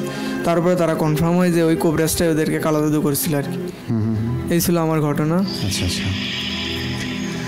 তো থ্যাংক ইউ সো মাচ আবির, আপনার এই ছোট্ট ঘটনাটি আমাদেরকে শোনার জন্য। আমি যেহেতু অনেক লিসেনারই দেখছি যে মেইল শুনতে চেয়েছিলেন, আমার কাছে খুব ছোট্ট একটা মেইল আছে, আমার হাতে সময় খুব কম, মাত্র 5 থেকে 6 মিনিট আছে। আমি চেষ্টা করছি, যদিও মেইলটি অনেক ছোট, আমি সেটি শুরু করছি সরাসরি। আসসালামু আলাইকুম রাতুল ভাই, আশা করি ভালো আছেন আল্লাহর রহমতে।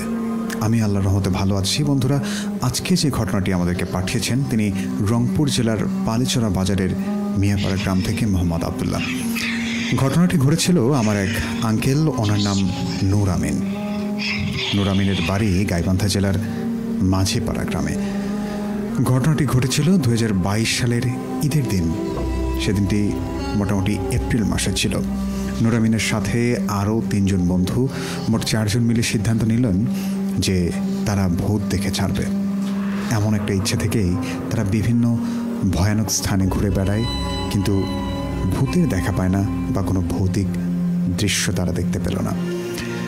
এরপরে তারা হতাশ হয়ে যখন গাইবান্ধা আদর্শ কলেজের রোড দিয়ে যাচ্ছিল, তখন তাদের 4 জনের ভেতর থেকে একজন বলতে লাগলো, আরে ওই দেখ সামনে ওটা কি? নূর আমিন এবং বাকি 2 জন ওই ছেলেটিকে বলল, আরে তোর কি হয়েছে, কি বলছিস এসব? ওই ছেলেটি বলল, আরে ভাই সামনে ওটা কি আসছে দেখ। সবাই ওদিকে তাকালো, কিন্তু কেউ কোনো কিছু দেখতে পেল না, শুধুমাত্র ওই ছেলেটি ব্যতীত। কিছুক্ষণ পরে ছেলেটি হঠাৎ করে দৌড় দিল। দৌড়াতে দৌড়াতে হঠাৎ করে একটা ইটের সাথে হোঁচট খেয়ে মাটিতে পড়ে গেল, এবং মাটিতে পড়ে যাওয়ার সঙ্গে সঙ্গে অজ্ঞান হয়ে গেল সেখানেই।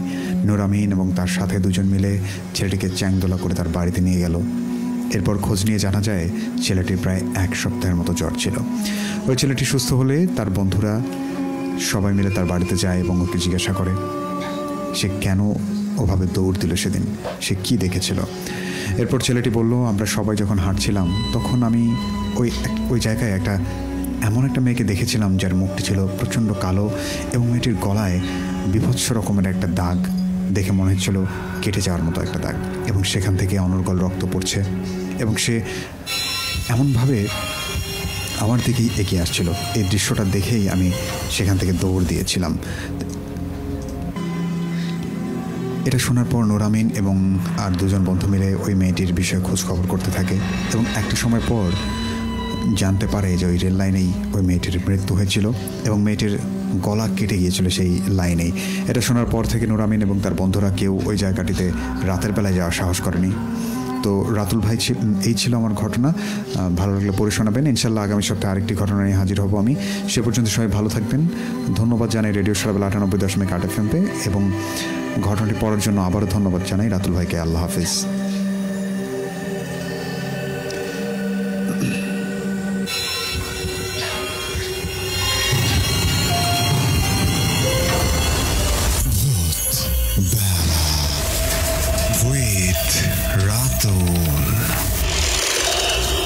ভয়ের শুরু এখানে।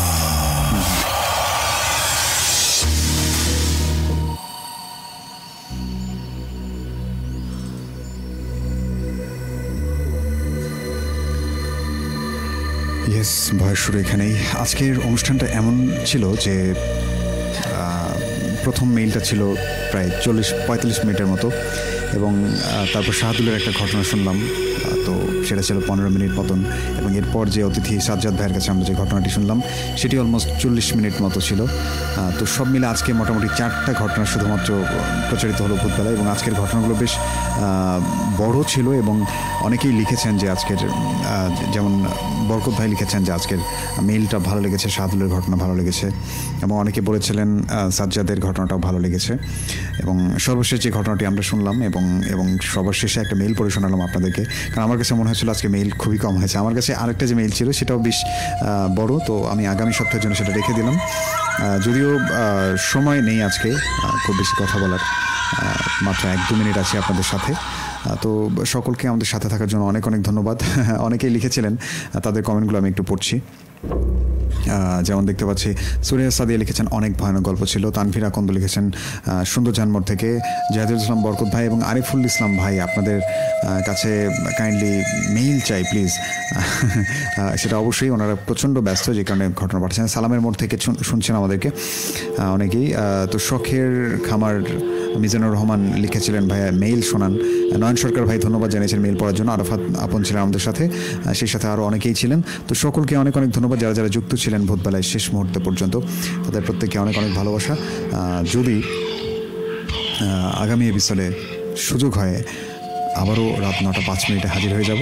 তো সবাই সে পর্যন্ত ভালো থাকবেন, সুস্থ থাকবেন। আজকের মতো এখানেই বিদায় নিচ্ছি আমি রাতুল। শুভ বিদায়। আসসালামু আলাইকুম।